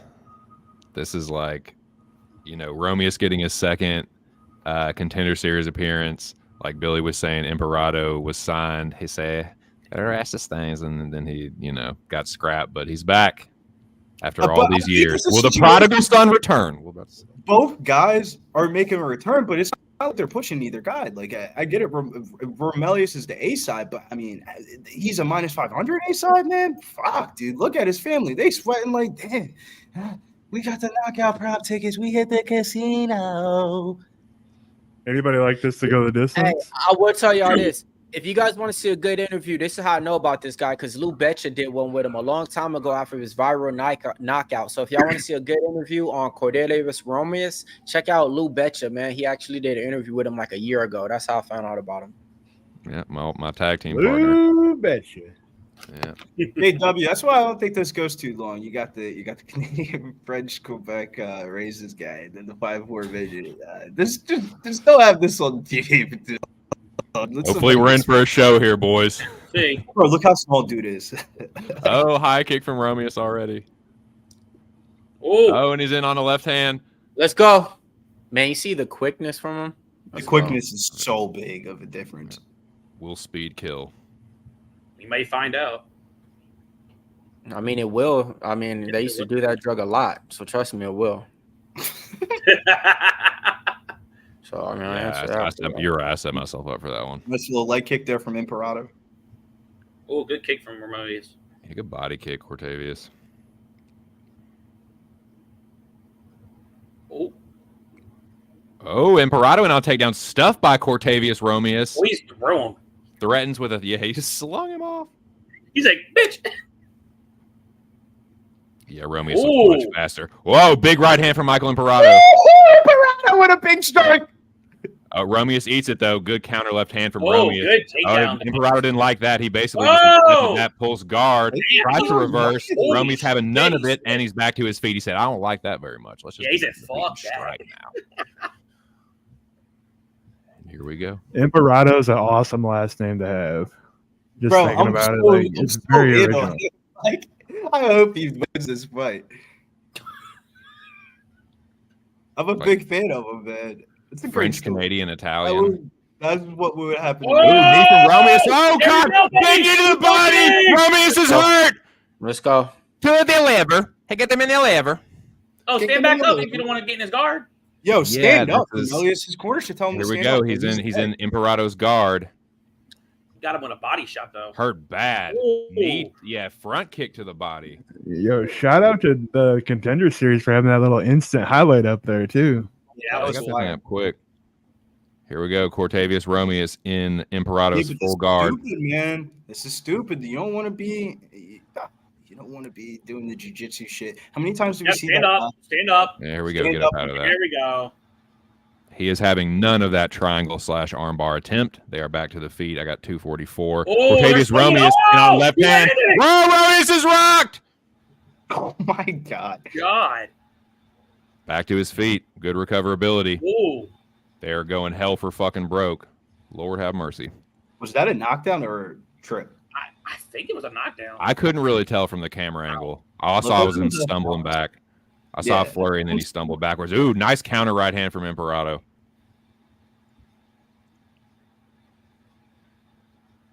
Both dudes looking pretty composed for having both kind of been rocked and having some crazy flurries. I know, dude. The pace has slowed a little bit. Inside low kick for Cortavious. Outside low kick for Imperato.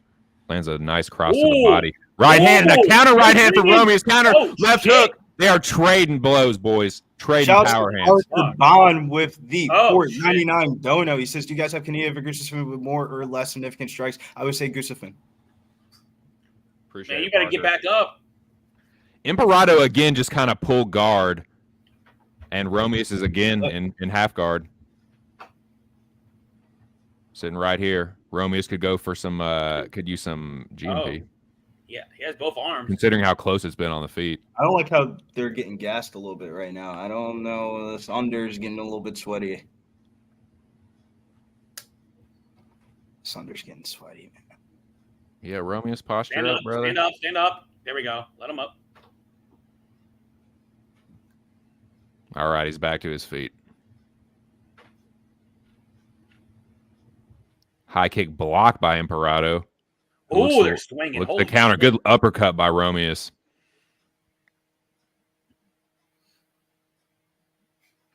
Somebody want to get signed, or are we just fighting for fucking $5,000? Well, I think they both felt each other's power and were kind of like, fuck. Romious does land an inside low kick. You can tell they're picking their spots to flurry. Romious pumps the jab.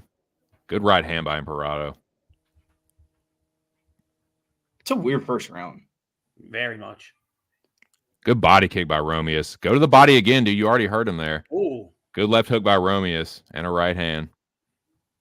Good defense from Cortavious there. Whoa. Oh, good combo by Cortavious. Two-piece rocked Imperato, but he eats it.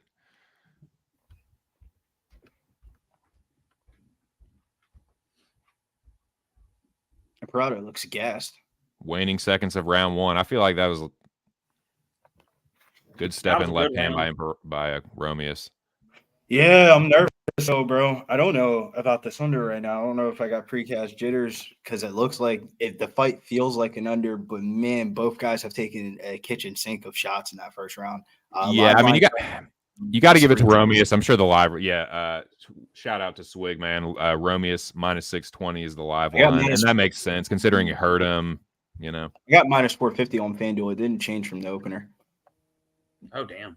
Same exact line.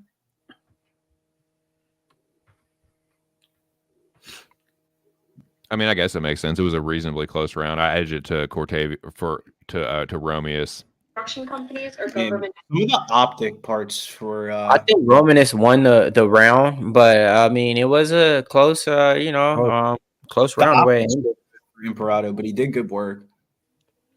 Hey, once again, shout out my man for the dono right there, man. You the dono king right now, man. Appreciate it too.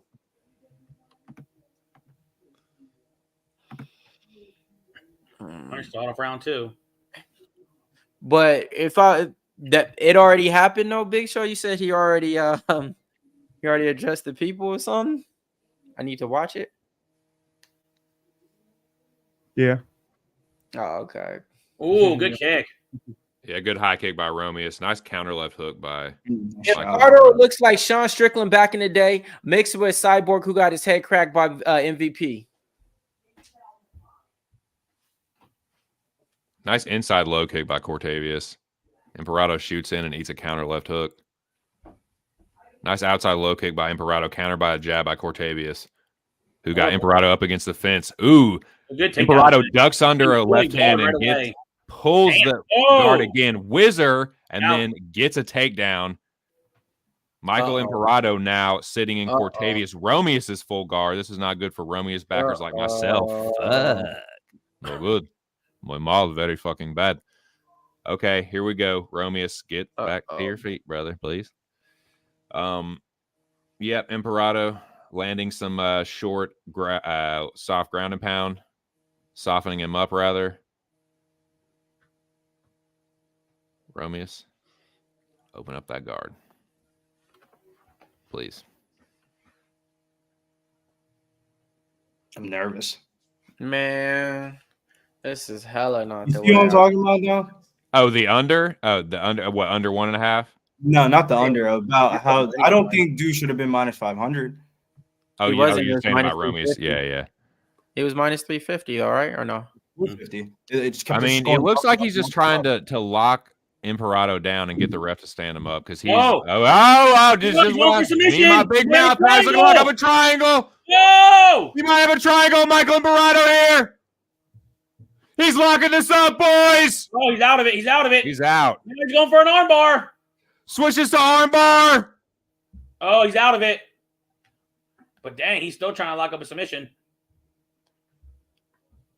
Oh, nah, Imperato didn't get knocked down. He got taken down. Damn. Oh, shoot. Tense moments, but Romious isn't done throwing up submission attempts. Well, that came out of nowhere. Yeah, and kills the under 1.5. God damn. Yeah, I thought this was going under for sure, man. I mean, it was starting off like that explosive. Damn, dude, I got burnt by that. Damn.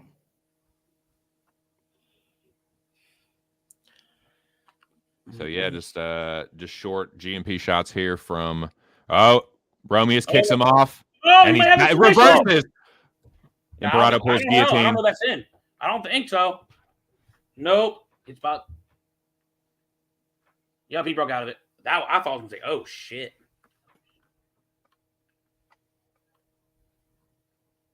If I'm Romelius, I'm trying to get out of this. What time do you have, Joey? Because I don't want to cut you out. We shouldn't be talking at the same time. It sounds crazy. 147, 146, 45. Okay, I got a slight lead. All right, here we go. Romious now back in Imperato's guard. Imperato's leaking, man. He's been getting busted up. So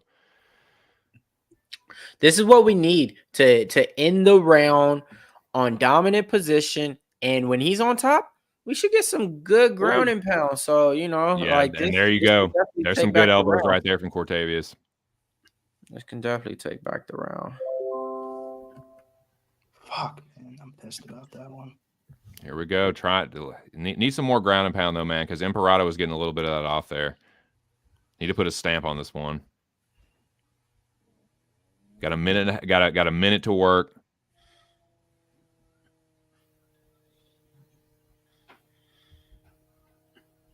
So I don't know, man. It's a fucking tight round, dude. Romious with some elbows. He's kind of just framing right now. He needs to drop that fucking shit. Right. Just He's drop just it. like digging his forearms. Like, just drop it. Fucking hurt him. Smash him. There we go. Some hammer fists. Whoa. There we go. There's some heavy fucking ground and pound. There we go. Oh, he's getting smashed now, boys. Swinging, young fella. Okay. I like it. Me like. That's the JW. Respects, brother. Cashed over 1.5 at the under. Oh, man. That's what's up. Yeah, there we go. There's a right hand. Little righty right. Speaking about getting right, after this, I'm about to get right, man. Pack this bowl up. Got some new stuff, man. Oh, he's going for the leg. There we Not go. really. Oh, my God. When he pulled that leg right there, folks, listen. If it would have been 12 seconds more, it would have been over. Yeah, he could have snapped his shit. He could have snapped that shit easily off of that. Like, right now, it's man. Damn. I think it's close, man. I think it's close.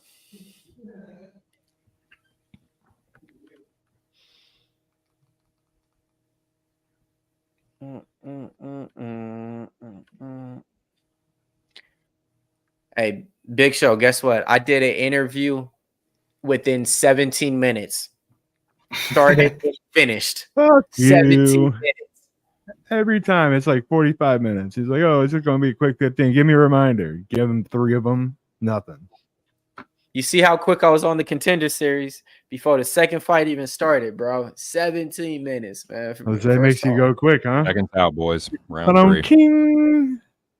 Man. To start round 3, I think I saw something at like plus 230. Fight. Round 3. Here we go. And they touch gloves. Imperato pumps the jab. Cortavious pumps the jab. Oh, good shot. Cortavious with the left hand. There we go. Oh, they're swinging. Oh. Joey, what time do you have? 37, 36. Okay, you got a slight lead. Okay, now they're both just Ball the ball. Romelius. I'll take a decision if it wants to go this long. Oh, good kick miss just by Romelius. Aaron Broadstreet has Romelius up 2018 heading into round 3. Oh. There you go. He's coming in with the blitz.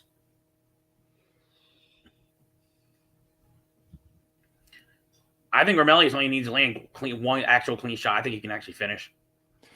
Yeah, Imperato looks tired. When Imperato keep mopping his head, his chin keeps dropping a little bit too low. I do want to fight, You did good. but how I do it with it? Here we go, boys. Third round. Spinning. Hard hand from Imperato the body. Fights.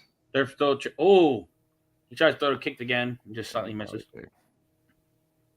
Trying to hurt him again to the body. I mean, he should be going back to that, man. You already hurt the dude to the body. Digging left hooks to the body when you get in the pocket. Oh, Good one too from Imperato. Y'all, all right. Y'all think Dana White signs one of these guys? Hell no. No.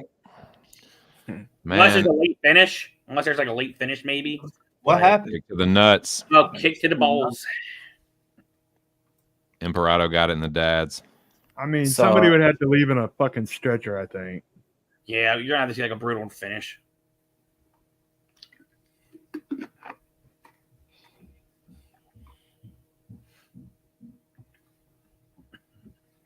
So yeah, Dana's definitely gonna rip into these fighters, bro. Already 2 fighters, muscular and ain't finished shit. So trust me when I say this, he's gonna have a field day on the mic. Yep. He's gonna be like, I don't know what you guys think this is. You know, you you look like this, or you go in here, this and that. Sorry, guys, but we want finishers. So if you guys, and he's gonna do that to set the tone because he did that like 3 years ago. Imperato stayed all 3 rounds. Like it looks like he's trying to quit. Oh, Romelius got kicked?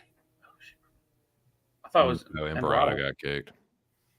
Imperato got kicked. He's the one with his hands up over his head. You know what's interesting? In that Finney fight, all 3 judges had Rowston winning round 3, and Finney won 29-28 unanimous decision from winning rounds 1 and 2. Damn.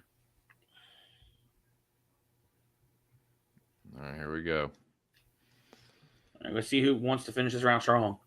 Ooh, head kick. Another nut That kick. was not. Jazz That was not in the fucking nuts. Get out of here. This is not the vibes, man, on the Dana White Contender Series. I know this is not what Dana is looking for. Ooh, catches the kick, eats a left hook though. Nice counter. I mean, it's been an interesting fight though. Good scrap. I've been more impressed with Imperato's durability, his resilience. I thought he was going to get smoked. Hey, he just landed a good combo there. Overhand right, gets kind of stumbled, but then lands a left hook in the process. I'm not mad at the fight, really, but I just don't think on a double leg. Gets reversed, though. Good reversal. Romious is on top. Here we go. Let's get some ground and pound. Imperato's half guard. Here we go. Yeah, now drop some of these elbows, man. Don't just frame. Drop them. Yep. Well, what he's doing right now is framing. Yeah, you're framing to open up the space and then drop the motherfucker. Bam, there you go. Yep. 1800 Romious. Okay, makes sense. I mean, he's winning the fight. He's winning the fight. Yeah, he's winning the fight. It's just, this is the often the conch. I think if he mashes the gas, he can fucking pack this dude out right here at the end. But he ain't getting no contract off this. Nah. Like, I mean, you would though, maybe. Like that's the thing. Like if you just kind of man up and be like, "Hey, you know what? I'm going in right now," and you start screaming and doing all this shit, he gonna be like, "Hey, yo." You went for that shit in that last minute. Yeah, bro. I only had a minute left, man. Can't go out like this. I know you ain't want to sign me if I ain't finished. Yeah, there you go. More of that. Come on, brother. Smash this motherfucker. Like, if you don't show no sense of urgency, and that's going to be another thing he's going to say. Sense of urgency in 3rd round. If we're in the 3rd round and no sense of urgency, sorry, brother, this ain't for you. And he's going to say, brother. 12-6, though. Here we go. Michael Imperato kicks off. 12-6. You ain't getting rough kick. Yeah. Like he was drunk walking for like the first round. Mark Smith says, "Get up to your feet, boy. We got a fight to do." Here we go. Now we're back on the feet. Contract on the line. 30 seconds left. Looks like Cortavious Romious is going to get this one, but can he put a big old stamp on it? Michael Imperato in on takedown, and he pulls fucking guard again. Cortavious Romious is scramble, looking for a fucking reverse triangle. Wait. Oh, he's trying to go for some. Oh, no, he's trying to go for. What the hell? Nope. Now he is. Imperato's guard. He's throwing up a triangle again with 10 seconds left. I don't know if he's going to hit that, but, no. That's way too short a time. Yeah, unfortunately, Dana White ain't leaving for blackjack, man. This is his baby. He's gonna sit there through all of this. Like, this is he gets paid off. This is him. This is his name, folks. This is Dana White's Contender Series. Like, it's not UFC. It has nothing to do with that. So I guarantee you, it has something to do with. Look, I got this fighter in. I get this money. This, that, all this. That's why he goes so hard on it. This has nothing to do with UFC. This is Dana White's Contender Series. In other words, he probably upped the money too and just, had them back him as a partner. Dude, yeah. Up and coming fighters, if you do happen to hear this stream and you get on Dana White Contender Series, it is fucking imperative upon you to do everything you possibly fucking can to find a finish. Even if you can't, look like you're doing everything you can and giving every fucking ounce you have to find the finish. That's what Dana's looking to see. He's looking for someone that's like willing to quote unquote die in there, like on that gladiator shit. That's what he wants to see in Contender Series. He literally wants to see a gladiatorial like bout or contest. I agree. Shouts to all everybody that's watching, man. That a little bit disappointing there. I had the under 1.5, man. I was a little bit disappointed in the way that kind of went. Kind of got burnt by some under so far in this Dana White Let's Contender fucking go, series. Swig. Be honest with you, back-to-back fights, I got burnt by unders. I thought this was going to be a little bit more crazier of a finish. What's the judges' scorecards here? We're about to hear them now. Cortavious Romious gets it done. Will he get the contract? We will see. So wait, what division is this? What weight class? 145. Okay.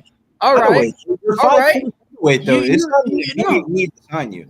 I mean, you can. No, but he needs to at least get down to 30. I think he can get down to 35, maybe, but I mean, he needs to, Hey, maybe. Mills. Yeah, I don't know. Nah. Who's more like? Can I ask y'all this? And a question for the panel and the chat. Who out of these two fighters that have won, who do you think is more likely to get a contract? Cortavious Romious or Torrez Finney? Torrez Finney. Finney. Torrez Finney last year when he fought Yanni Paparov, the dude was like this Russian guy that was they literally were calling Dana White all fucking year to watch this Yuri Paparov guy fight because he was like this big Russian guy, and Dana was like, "You're really good, but you're not fighting at 205 if you're fighting in my organization. You're going to have to try to make 185. And he fought at 185 against Torrez Finney, and Torrez Finney made him look like a little ass boy, and he finished him in like 45 seconds. So I thought he was going to get signed, or it wasn't 45 seconds. He finished him after he got absolutely clipped and smoked. Torrez Finney got like dropped, smoked, and he ended up recovering and getting the finish. And Dana said, "You're really good, but I want to see a little bit more from you," and blah, blah, blah. So I think Torrez Finney got the finish last year that should have got him signed. And this fight was actually showed that he can fight for 15 minutes. Yeah, I saw that Justin trying to get a little. I saw that Justin trying to get some brownie points in with Dana as he goes. He's like, who knows what he told him. Well, that cashed my 2 leg, so I'm happy with that. Good shit, now good shit. I just have 2 more legs, and I believe it's the next fight with Kuniev. Yeah, let's get straight into it. I like Laura Stanko's pink outfit though. I like the color scheme. Next fight of the night though, Rizvan Romious versus.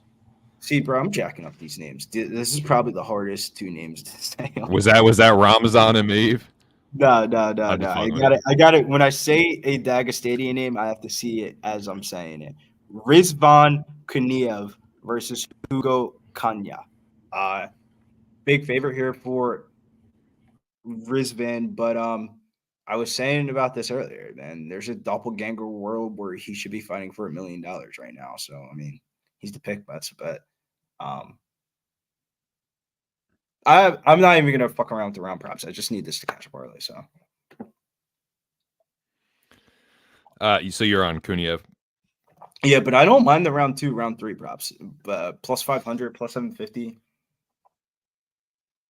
Yeah, shout out to the 321. Shout out to the 321 people watching right now. Definitely fucking smash the like button. I have a tiny little bit of a dart. I thought you were gonna say something else. Of a play him. on Cunha. I got a tiny little something on Cunha or whatever. I think it's most like Kuniev or whatever. The Russian should be favored. I think he probably wins, but I do think there's a world where. I mean, I saw him get reversed by Haddon Ferreira. I think there's a world where he could get reversed by Cunha. I think Cunha is a pretty decent wrestler and a decent submission grappler. So if Hugo gets on top, now obviously that's what I'm hoping for. I think he has a chance. But yeah, I mean, Kuniev should be favored. And yeah, don't tail me on this one. I didn't fucking put much on it. What are you doing, Mills? Oh man, this is comes that time, you know what I mean? Last leg to go ahead and close out that minus 120 parlay. So let's go ahead and get in this one. A lot of people gonna make some noise about, the guy been popped for steroids and stuff. Actually, I don't think you guys know. If you guys do, he's supposed to be serving a 1-year suspension, and he's only in the 4th month of that. But yet he's fighting on the Dana White Contender Series. Makes no sense. That's what people are saying, So I'll just go ahead and say I expect him to win inside the distance in this one. I expect him to cover that price tag on there as being a big favorite. And when he wins inside the distance, he should get the contract just based on the last 2 fights, so I mean they love they love Dagestan brothers in the UFC, right? 2 Cent? Yes, brother, they liking them. They come in, they winning fight and signing. They not like these guys. So you think he liking emails? What do you say? You think he gets it done ITD? I think so. I keep on saying that there has been I've been trying to deny this, but it's been coming out a little bit here, man. Even on this Dana White Contender Series cards, I don't know what's up with these new clubs, but these knockouts aren't happening. I don't know if it's the matchup or a combination of everything, but man, it's Billy, you are driving yourself crazy with these fucking time props, dude. Like you're making up different narratives for why your bets on. I'm just spitballing ideas. Let's not talk about the same exact fight film. Winning, and you just need to stop. Let's switch it up. Let's look at shit at a different lens. I mean, everybody talks about the same fight. Like, yeah, this dude in second round, he got taken down, and that's the reason why his takedown defense is bad. And you pull up the other clip of the other video. Let's talk about something different, bro. Everybody was watching clips and had the stats for MMA. Then why aren't y'all niggas millionaires? That's how I feel. Like, okay, I might actually play a Kuniev. Like, there's definitely another factor into everything. It's not the end all be all. It's like, oh, that's straight, man. We're betting it, dude. Oh, it's like, no, like, there's obviously all factors into everything. It's betting. Like, if there was I can see you over there, like, rubbing your eyes, like, fuck, under, over. But it's funnier to talk about. It's more entertaining to talk about. But in the ingredient formula, bro, it's probably like 10% of the formula. So when you do factors in your bets, like, does the price ever have to be right in order for you to make like a bet on a fighter? Or are you doing it probably more just because it's like one of your guys and stuff and somebody that you plant your flags for? Here it comes. It's the Price is Right. Don't set me up for anything. I have no idea where the fuck you're going with this. Don't set you up. All right, cool. I want to set you It's up. the Price is Right, Billy. I have no idea. Like, what do you mean? I didn't set you up for nothing. I just asked you a question. Like, when you make your bets, like, do you go off of the odds? No, you just want to know like what the formula? Never mind. I don't want to know anything. I got it. Happens. Let's play some golf. Casey O'Neill last week, right? Casey O'Neill's a prime example. The tape was there. The tape was a check. Tape wise, looked good. Then the second box was, what's the market looking like? Market check. Third was more of travel scenario, weight cutting, turnaround, more that's in the narrative category. That was a check. So if you give me 3 check marks and we're not even talking about the odds, and then I see plus 120, that's how it becomes like the best bet of the week or something like that. Like, it's all about factoring in. Like, on this notebook right here, my nice little handy dandy notebook, I write down 5 different categories: underdog, money line / props, and rank them 1 through 5 of which ones are the best ones of the week. Totals, I rank them 1 through 5, which were the 5 best totals of the week. And then I get the parlay options, and then I do the 3 different parlays. Like, we won't give that away, too much secrets. And then I do who are the 3 most likely fighters to win by decision, and then who are 3 fighters to win and the fight to start round 2. And then that's how I start narrowing down my board. So Casey O'Neill was number 1, money line underdog prop. Totals, the fight to go to distance, number 1.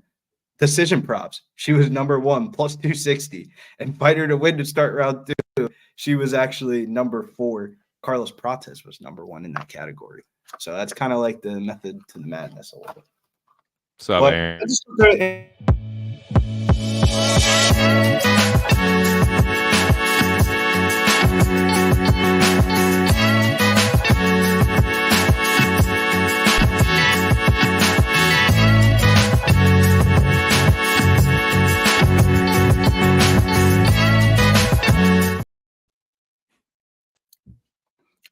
we're back. Head over to mybookie.ag. Use promo code PopSportsRadio. One stack brings you two back, as they would say. Just give me my money. If you're gonna go make future bets, open up a new book. Use them bonuses for them future bets, fellas. It's NFL season coming up. Go sign up with a new book, preferably MyBookie. Use promo code PubSports. Get the bonus and play that with your futures too. And then play that with your girl and see what happens at the end of the night. Shout out to everybody in the chat, man. We got Al Cervic, we got Swig Beats, we got Just My 2 Cent, we got the dog of Aaron up in there.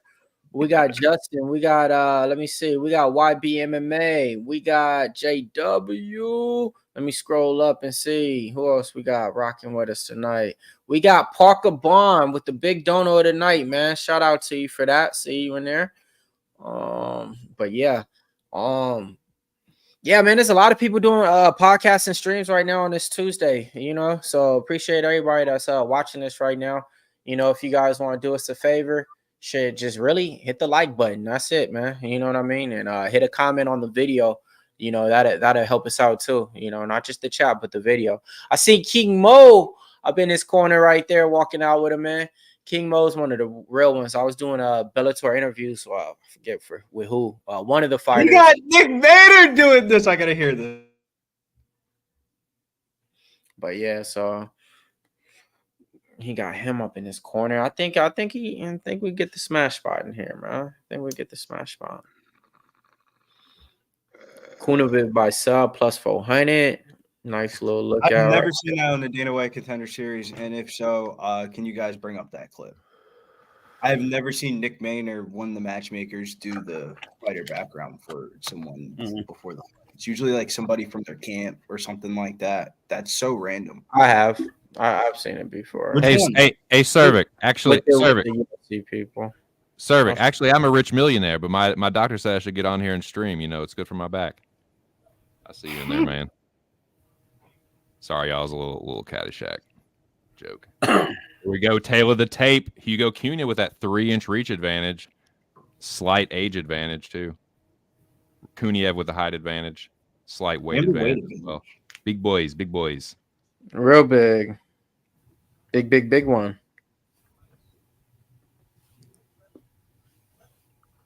Here we go. We're off. They touch gloves.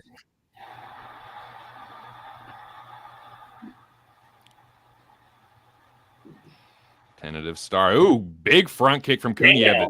Launches fucking Cunha back into the cage. Lord have mercy. Yeah, that was a fucking 300 get already. Jesus fucking Christ. How is that smartest? We are smartest. Oh, this guy is covering that the was definitely right. up. Jesus Christ. Just burn. I mean, scared. Oh! And he's in on the take. He locks the arms. Hell yeah. Get that old Brazilian freestyle wrestling going, Bobo. Yes, sir. Throw that old Russian son of a bitch around. Do it. Cunha got him pushed up against the fence. Kuniev is getting held. Can you reverse this position, bro? Like what? Yeah, not a lot happening here. Oh, and he goes for the takedown and gets thrown down by Kuniev. Kuniev looks to control the ankle. Sit Cunha back, who kind of pulls guard, goes for an ankle himself as Kuniev gets back to his feet. He's got the hands locked. Will he get this fucking takedown? Is he going to go for a big old double leg early? Takedown. He's got the underhook. Does he have him? Does he have? I think he looks like he has the hands locked. I can't really tell. One person has the hips, but the other person has. Nope. No, he does not have it. It doesn't look underhooks like. Are there. Pummels under. Kuniev doing the right things. Pummels under. Yukari, turn the air off. This is a sloppy start. Oh, Kuniev has a guillotine. Is he going to pull it? Is he going to pull it on Cunha here? He does not. I don't think he is. I think bails he on doesn't have to get out and switch positions here. He reverses.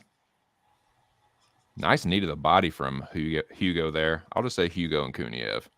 How close to 600 pounds do you think we are in the ring right now? I think we're pushing 600. Yeah, they're Kuniev is about 260 Yesterday. Yeah, exactly. Yeah, remember they added weight on. Nice knee from Hugo. But Kuniev's got him pushed up against the octagon. Nice knee from Kuniev. Nice right hook from Hugo on the break there. He's trying to trap you Better in than again. My bad. No, you're good. The ref is so fucking close. Like, nigga, if you don't back up, like,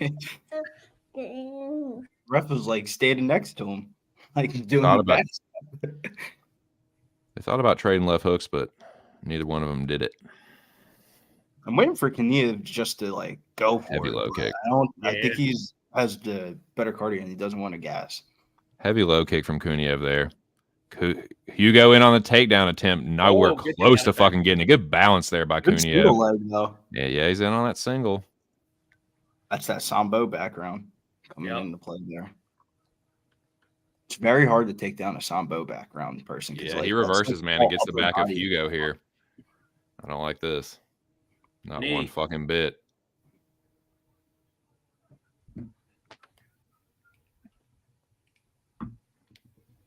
Hugo doing the right things, though, and they're off the fence. He did no damage either. Damn. None. He's doing nothing but out of he holding this guy. Kuniev? Nice jab to the body from Hugo. And a left hook and a right hook from Hugo. Let's fucking go. Come on, Bo. Whoop his fucking Russian ass. I was thinking the same thing. The side profile, Justin, kind of does look like Derek Lewis a little. Reminds you of like a bowl. Like Earth 2 Derek Lewis or something. Just like an alternate universe Derek Lewis. I can't believe Derek Lewis is fighting old Bull in the main event. Denise. Yeah, they come in. I know, that's wild. I kind of hope Lewis is an underdog. Oh, Denise is an underdog and we bet him again. Oh, Good. and on a single here. I like the wrestling from Hugo early. Don't gas yourself out, though, Bo. Thought you get a win and out of county track, though.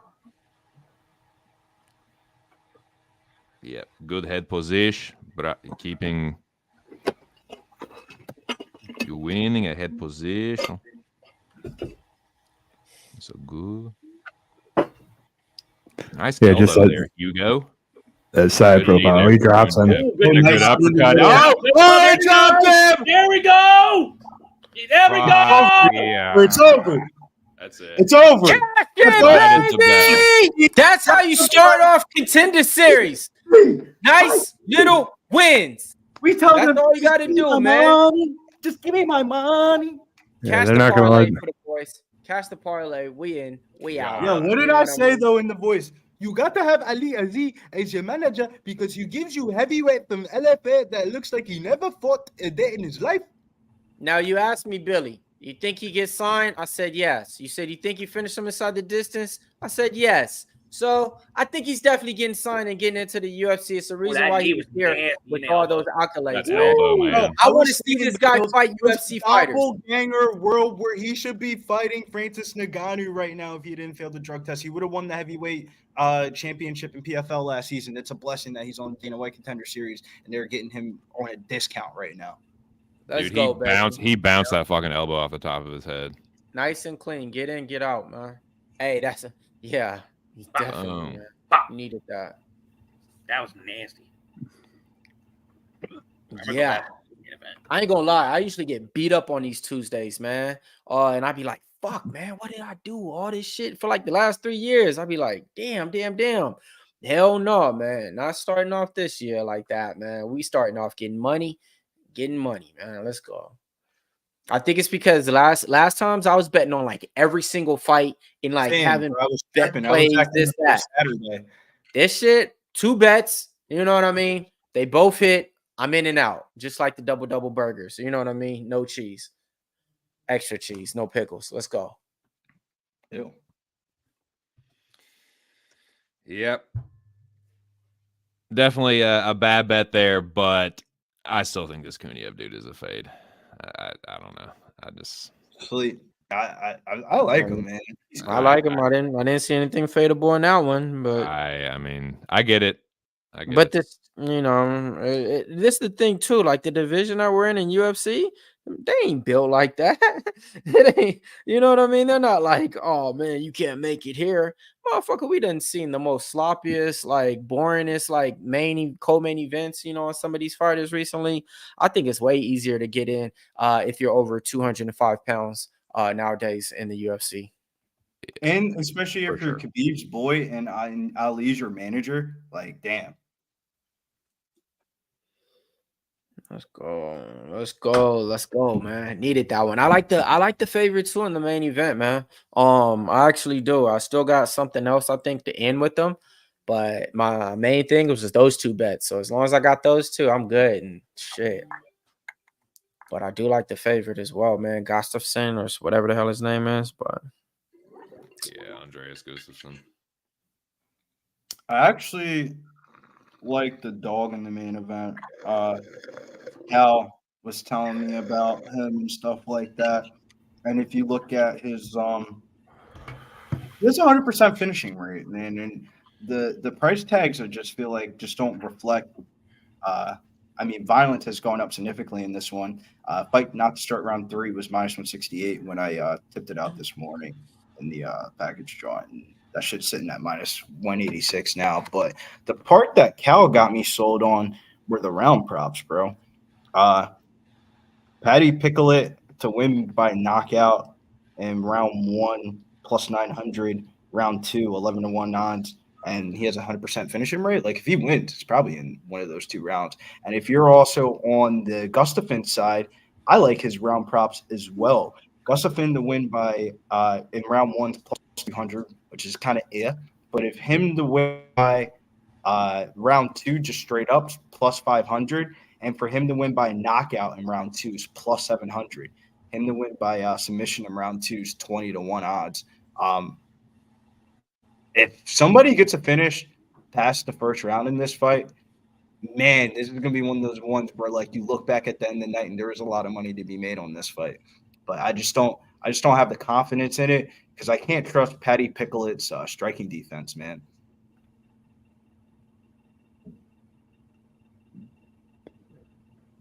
But I got no distance. Okay. So what all do you have? Because you just read off like 20 lines. What are you actually doing on this fight, Billy? No distance. Like I think there's just fine.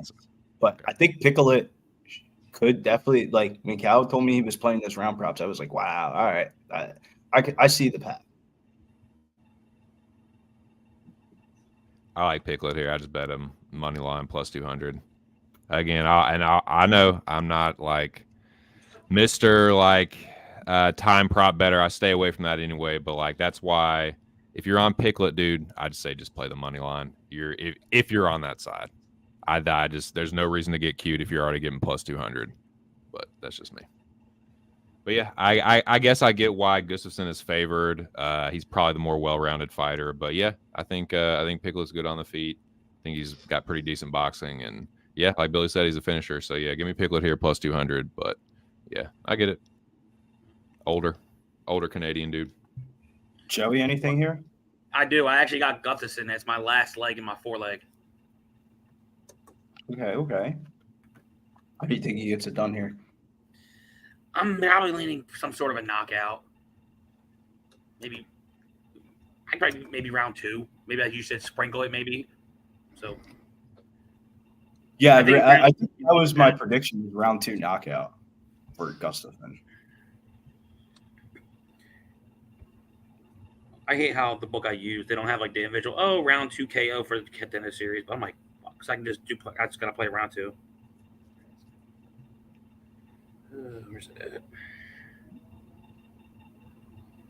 Hey, they got Sirius D in the Ramon Tavares thing that happened from last year. It was a dope fight. I was pissed I was on the wrong side of the split decision, though.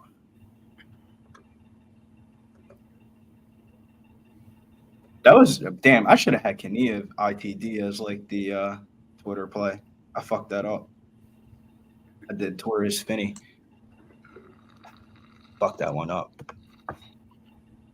But in reality, I made money off the fight, so who gives a fuck for him? Gave it out here. Mill said play ITD. That's exactly what we did. But so I know me and 2 cents are on the Patty Picklet side. Mills and Joey are on Gustafsson, right? Yes, sir. Yes, sir. Got him to close out some extra low. Should we do it like this? Should we do it like this? Like we're going up against each other? I got Gus and over 1.5 for plus 200. Put him up. Nice, dude. The battleground fight. How fitting. That would be the main event. Been a good night, boys. Been a good night. Hell yeah. I mean, probably the best night you could probably have on a Contender series, probably. I'm getting my fucking ass kicked again. If Pytlik wins, I'll have a winning night though. The Kuniev fight but that was the one. I had the 2-leg parlay of Finney and Kuniev. That was the one I really needed. I had a unit on that. The Romulus by decision plus 180. Just a fight to finish in a decision plus 185. That was fucking a beauty. Power rankings for Paul Felder: Cody Haddon, Rizvan, Kuniev, Torrez, Finney. I would say Kuniev is my number one right now. They need heavyweights. And it's So a actually, did EV. two plays for this upcoming fight outside of Gustafsson just winning. I sprinkled Gustafsson in round 2 plus 400, and that's it. Gustafsson by submission plus 425. His opponent has a loss in submission, so why not sprinkle a little plus more money on it? 3 minutes into the second round, I'm down with it, Joey. Let's get it. My bad, dude. I hit the pen by accident. I meant to put myself on mute. You hit it Look by at this. accident? Look at this, though. You talk about technology. I'm starting to feel like an old head. This pen has 4 settings where you can hit it both flavors at the same exact time or one at That's one the time. new shit. That's the new shit. So that's the I'm new like, live what? resin. So that's the new live resin. So they have it, to where you could hit 4 different flavors in one or something. So you can have like a hybrid on one, like Girl Scout. You got Fire OG on the other side. Then they have it to where like you could, I've been seeing about that. Hey, Swig, these Dana White Contender Series fights are like prelim fights or the first fight on the card of fight night. So that's the way I kind of take them. No, don't. That's the way I kind of take them. I don't use the no bet fucking main event type shit on. No, there's been money to be made on the Dana White Contender Series. You just have to be able to like be a good talent evaluator, like Kyle Barello. Oh, there's been so much money to be made on Contender Series. You got crazy underdogs from years ago to now. So yeah. Don't wait for us to cap your own and then see what we've got at the end of it. Like you come out on the end, no matter what. Like Contender Series, the average person can't go wrong. But if you listen to our motherfucking podcast, man, you get some motherfucking gems on there, and we was dropping them today. It's live in a couple hours, boys. All 300 people in here. 11 p.m. Check out the premiere. So what are they going to get with that podcast, though? Are they just going to get a prediction show or what? Like, how is it structured? How is it based? Why should they watch? I'm glad I put this all in the chat for you to do, and then you're asking me to do it. Put in a oh, shit. I just this motherfucker going to put me on the... We got tons of segments and shows, and we give out picks and build parlays, and we do dumb shit that nobody else does. Say something. They're like, "Hey, Mills, read this or something." Like, I didn't look at this. You texted like right underneath it, like 1 minute later. I didn't even see. Like, Mills, talk to the people about the podcast. Ask the panel about the fact. Man, my bad, bro. I didn't see it. You know what I mean? Goddamn. Well, what is your favorite part of the podcast, Mills? Oh, man, to be honest, man, I love it when I get to hear these people talk about their bets, and then I get to say you're wrong and I'm right on the Price is Right. That's one of them right there. You know what I mean? So I love the Price is Right segment because we attack like, the best money line odds on the card. And then my other favorite part is when the call-ins happen, man. We be having the call-ins and, they be giving us live bets and stuff like that. You never know who will call in, but if you watch this show, you probably know because this motherfucker calling like every week, man. He ain't calling collect either, man. He's calling with respect and giving out big bets. Ain't that right, Joey? Joey, Yes, what's sir. your favorite part of the podcast? Actually, I like hearing your guys' opinion on the card, seeing if it's gonna be finished inside the distance or not. And then you can really, design a plan of, okay, if you think it doesn't go distance, you can decide what prop you want to play for a distance prop on that for decision. Besides that, I like to hear people plant the flags. Like example, like Mills says, my man Mills was spitting bars with his 3 Gs with Casey O'Neill last week. My man cleared that shit with flying colors. My man 2 cents. After me talking shit, too. I'm not gonna lie, my man 2 cents over here, over there, or over here. Jesus, okay, my time was off. But my man 2 cents, he's on a roll with his planted flag too. What was it? 3 straight heavyweights? He's like, yeah, brother. That's what I'm talking about. My man Billy Bill, if you really listen to him, he's good with his props. Round 2, round 3s. I swear he's Mr. Round 2, round 3 prop. I swear to God he is. And then my man Big Show behind the scene, hey, he also be spitting the knowledge. If you actually pay attention towards the very end of the parlay, he's been on a decent little good roll too, picking his picks. So just listen out throughout the whole show. We trying to print tickets in this bitch. Yes, sir. No pun intended. No point intended. What's your favorite? And still, baby, and still, just want to throw that out there too. Drigas Yes, definitely sir. saved the day last Saturday, and gave that out as well. So be remiss I had if we didn't mention that. I had Drigas inside the distance and submission. I had me a nice steak dinner after that shit. Man, I don't know if y'all seen, but like when he won, I really didn't celebrate. Probably I didn't even celebrate, but I won. I won some money, but it took me like a minute and a half, man. I was still just like a little bit shocked because the way that it was going. But I remember everybody was like cashing, and I still just was like, I wasn't too happy at all, actually. I was right there. I had a Mega Wax Mill play on a 2-legger, and it was right there. I should have just took the money. Dude, what the fuck is going on? I just watched it go down to 93 people to 267. Yeah, the live numbers have been jumping around like crazy tonight. Yeah, they have. It's definitely, us talking about a podcast that nobody can see right now, and the fight's not happening, everybody making bets. Like, I understand when it happens in between fights, but it's main event time. I ended up doing the round props here. You can't let Bill sit around for a fight for that long and not let me bet it. I'm riding with my guy, 2 cents, but I still have the no distance. They'll close out a parlay. 3 minutes into the second round, you guys are good. Let's go. Oh, yeah, the over 1.5. Get the over 1.5. Yeah, it's gonna be a sweat, okay. I think. Hey, Well, I got yeah, Gustafsson and over 1.5. So Dude's 35 on the Dana White Contender Series and Canadian. Dana said usually don't sign 35-year-olds. So there's only one thing that he can do right now is try to go for a finish. If he doesn't go for a finish and he wins like a decision or some shit like that, you won't see him again. I didn't do that at all. So he better try to knock this dude out 100% finishing rate. Well, let's go see it. He was also on the same exact card as Michael Imperato on Dana White looking for a fight, and he was also a huge underdog. He wasn't plus 500, but he was like plus 375 or something like that. Come on, Pytlik. Woo! Body Gustafsson on a takedown. Come on, get off the fucking fence. Get off the fence, Patty boy. Gustafsson is really going for this fucking takedown here. It looks like he's got the hands locked. Pytlik defending well so far, but now he gets to good takedown. Strong takedown by Gustafsson. Man, this dude's inside control. You have the submission prop right here.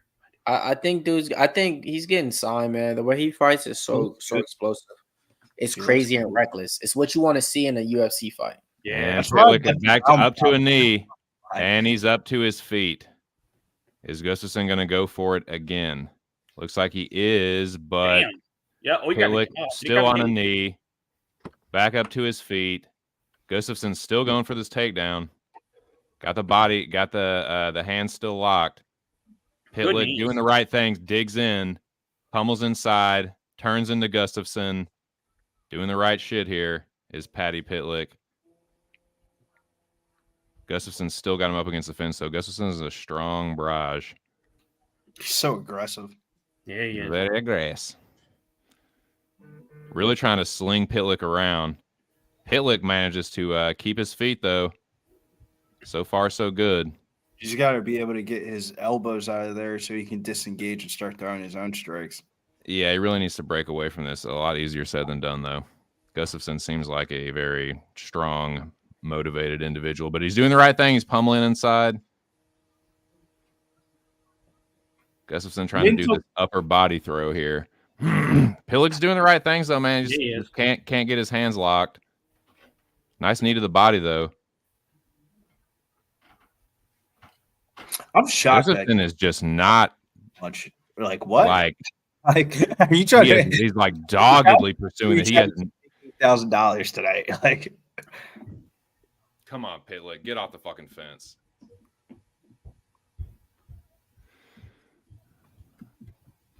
Can't get this fucking sweet off of him though. Knee to the hip flexor. Oh, big left hook from Ooh, good Gustafsson. elbow. And an elbow. God bless Damn. America.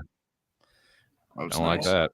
That tattoo shit though, like that shit looks like something. it looks like a swastika, to be honest with Some you. gnarly Man, it's some that's gnarly what- like Nordic Viking shit. I hate to Like do that. I just can't get past it, and then the skinhead, and then the crosses on the thigh. Oh, I'm good just like, takedown. what am I? Yeah, just drug him down. Pytlik turns into him. God, this motherfucker will not go You see why away. it's the money line. Good knee to the body from Pytlik, though. You ain't on the squad, man. Ooh, good knee. Wish you the best of luck, though.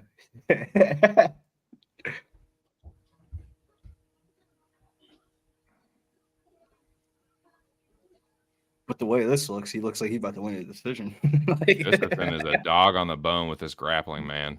He Just really is. determined to keep this fight up against the fence. Like Yeah, one, Oh, he's not Pytlik doing reverses, though. anything, What are though, you bro. doing? Break away He's from not this, doing man. anything at all, bro. At all with the grappling. Fine breaks out. It's not like Ooh. he's grabbing the hips. Man, He's trying to get the body. Big shots. Big knee from Ooh, Gustafsson. good knee to the body. Pytlik tries to reverse. Gustafsson allows the hands lock, though. Another Ooh, good knee to the hey. body. Pytlik didn't like that Pytlik one. had He's like a starting to wear a round knee. hematoma. Another heavy knee Oh, to the yep. body from Gustafsson. Pytlik is not liking these knees to the fucking body. I wouldn't like him either. I don't blame him. Yeah, they're right. Did they ever? Ugh. Nice elbow from Gustafsson. Ooh. Pytlik's got a little hematoma forming there on his forehead, too.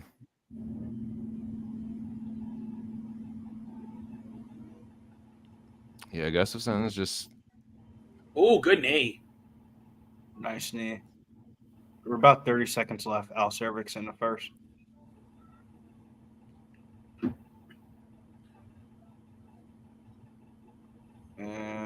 Picklet can't just disengage here, man. Yeah, he can. Oh, nice uppercut by Pytlik. He's got Gustafsson rock. Come on, Patty. Holy shit. Oh, the knee. Oh, another knee. Heavy knees from Oh! Pytlik. Get the fuck off Holy the fence and knock this shit. motherfucker out. Oh, another knee from Pinklet. Oh, shit. Patty with big moments here late. Is it enough to steal the round? Gustafsson No, had him up not against the enough fence. to Didn't steal do the a whole round, hell of a but it's lot enough with it, though. So how do you score that? How do you It's score that, enough to Ward? change the momentum, but I thought he lost the round, but that changes the momentum drastically. Yeah.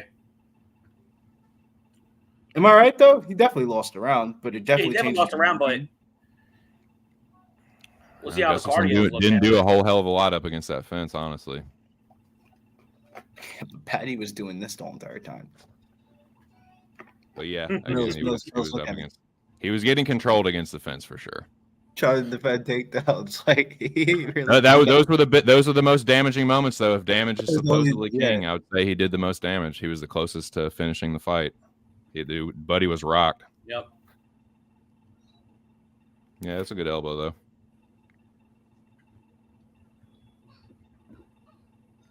Hey, man, most of them elbows, they be cutting people. Ooh. Not even going to show the end of the round where Gustafsson's all fucked up. Yeah, I guess that did go to Gustafsson. What's the live odds? Swig, do you know? All right, start round 2. Gustafsson in on the takedown I'm again. looking God for a bless takedown. it. Oh, good knee. Get away from the fucking fence. Takedown, Oh. man. Like, god damn, bro. These Canadians sometimes. His striking's fine. Yeah, the Ooh, good striking's knee. fine. Gustafsson just won't go away with the takedown attempts. There you go, Pytlik. Yeah, he goes a good knee.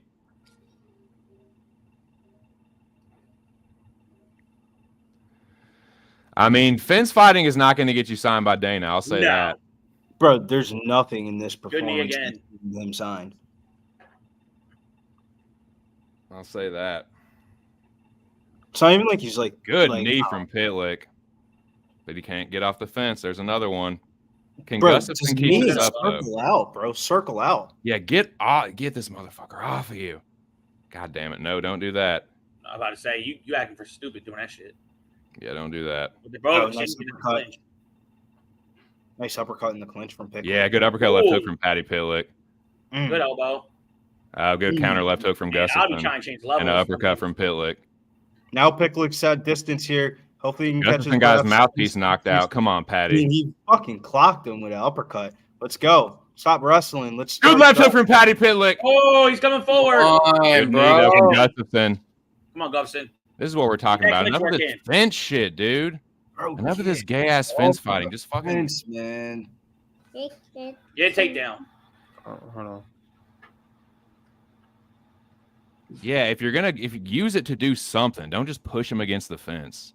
That's so lame. You just Bro, I'm this off. dude, I'm not a fan Me. of Andreas Gustafsson. Knee. He's corny as fuck. There's a good elbow. Though. Ooh, good elbow. Nice elbow. And another.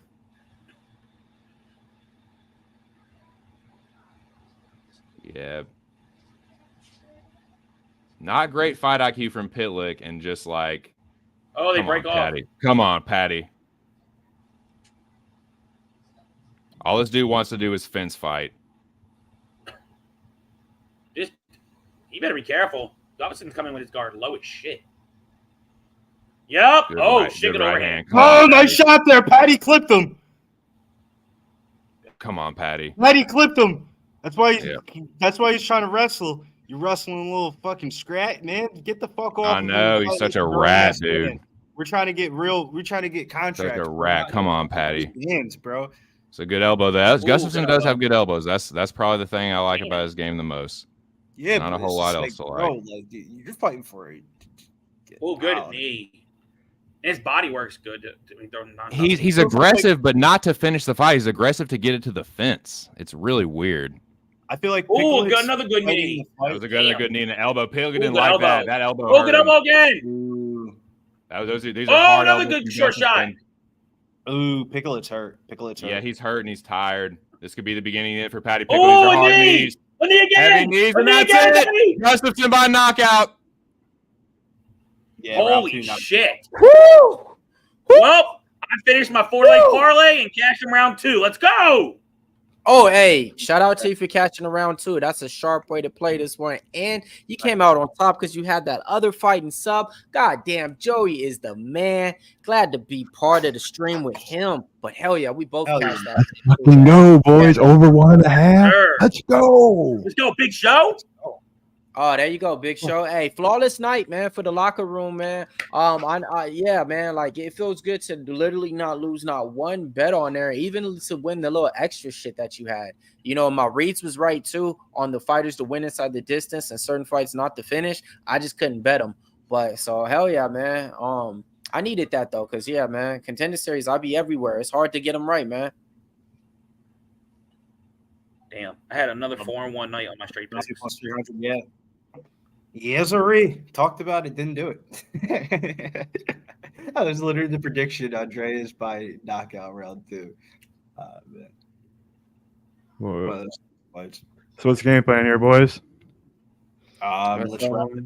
Let them know what we got going for the podcast after that, and let's Hey. get on out of here. You want to know why? Because we got more tape study to do. Because we got All right, more shit for us. I'll start it with Billy. How many people you think got a contract tonight, and what do we got going on tonight, brother? We got the Locker Room podcast popping off very shortly, and then make sure you guys tune in Ultimate Fighter finale as well. We got 2 more fights that'll probably be added by the end of the weekend. Who do I think gets contracts? Well, obviously Andreas from that finish right there. Kuniev probably gets a contract, and I think they are going to sign Finney. And obviously Cody Haddon. I think 4 out of the 5 get signed. I don't think Cortavious gets signed. Joey, you think Billy's right on the signings, and what do you got going on the rest of the week? I actually do agree with him. Would it shock me if Dana's generous? But I would probably say 4 out of 5. And the rest of the week, I'm still going to be locking in, looking at plays for remaining for this card. After tonight, we're going to have more fights added onto the card, so we probably could have 10, possibly 11 fights. So any new news when that comes out, we'll stay alert on the Twitter. And hey, I'm gonna start posting more of my plays. Like I told people to tune in tonight. I was gonna drop them. We cleared that shit with easy money. So the rest of the week, I'm just gonna tape study, and guess what? I'm ready to cash for Saturday. How was the first Dana White Contender Series stream for you, TC? Well, I mean, the cold streak for Dana White Contender Series continues. I had a good time, man. I always have a good time calling the fights, but dude, I'm turning into a fucking Dana White Contender Series fade, dude. I got fucking smoked again, but I don't go very heavy on these, just little half units or whatever. But like the boys were saying, man, tune in later on tonight, 11 p.m. Eastern Standard Time, right here on Pub Sports Radio. The Locker Room Talk podcast is premiering once again.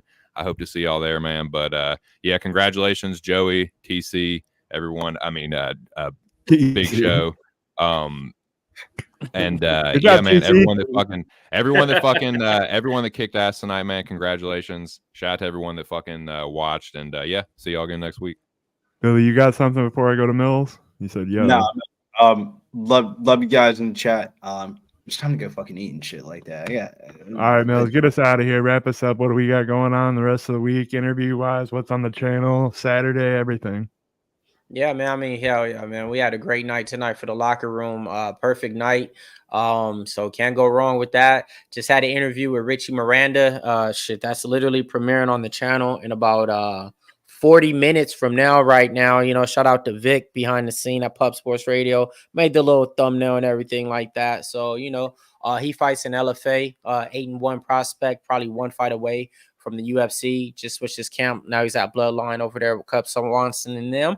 Besides that, man, we got the best podcast coming out tonight, man. That's about what? In about 2 hours from now. Hopefully we see all you guys when it premieres, man. We be in there, you know, talking the talk. It'd be about, you know, about 30 of us in there too. You know, so it's a fun time. Hopefully we see you guys in there. Besides that, Saturday night, it's going down, Pub Sports Radio. We got the best live streams, and we're going to keep doing what we're doing over here. And look for some of my work coming out on Pub Sports Radio with the PFL fighters. I got media with them. That's going to be going on tomorrow. So, yeah, man, stay tuned, man. So you already know how it goes. F the rest out. We the best out. Who's the next out? For real. Like Mel said, fuck the rest out. We the best out. Go join that Pub Sports Radio contest. It's free to sign up. $100 to the winner. All you got to do is make picks. Good luck, everybody, and thanks for joining us on the Dana White Contender stream.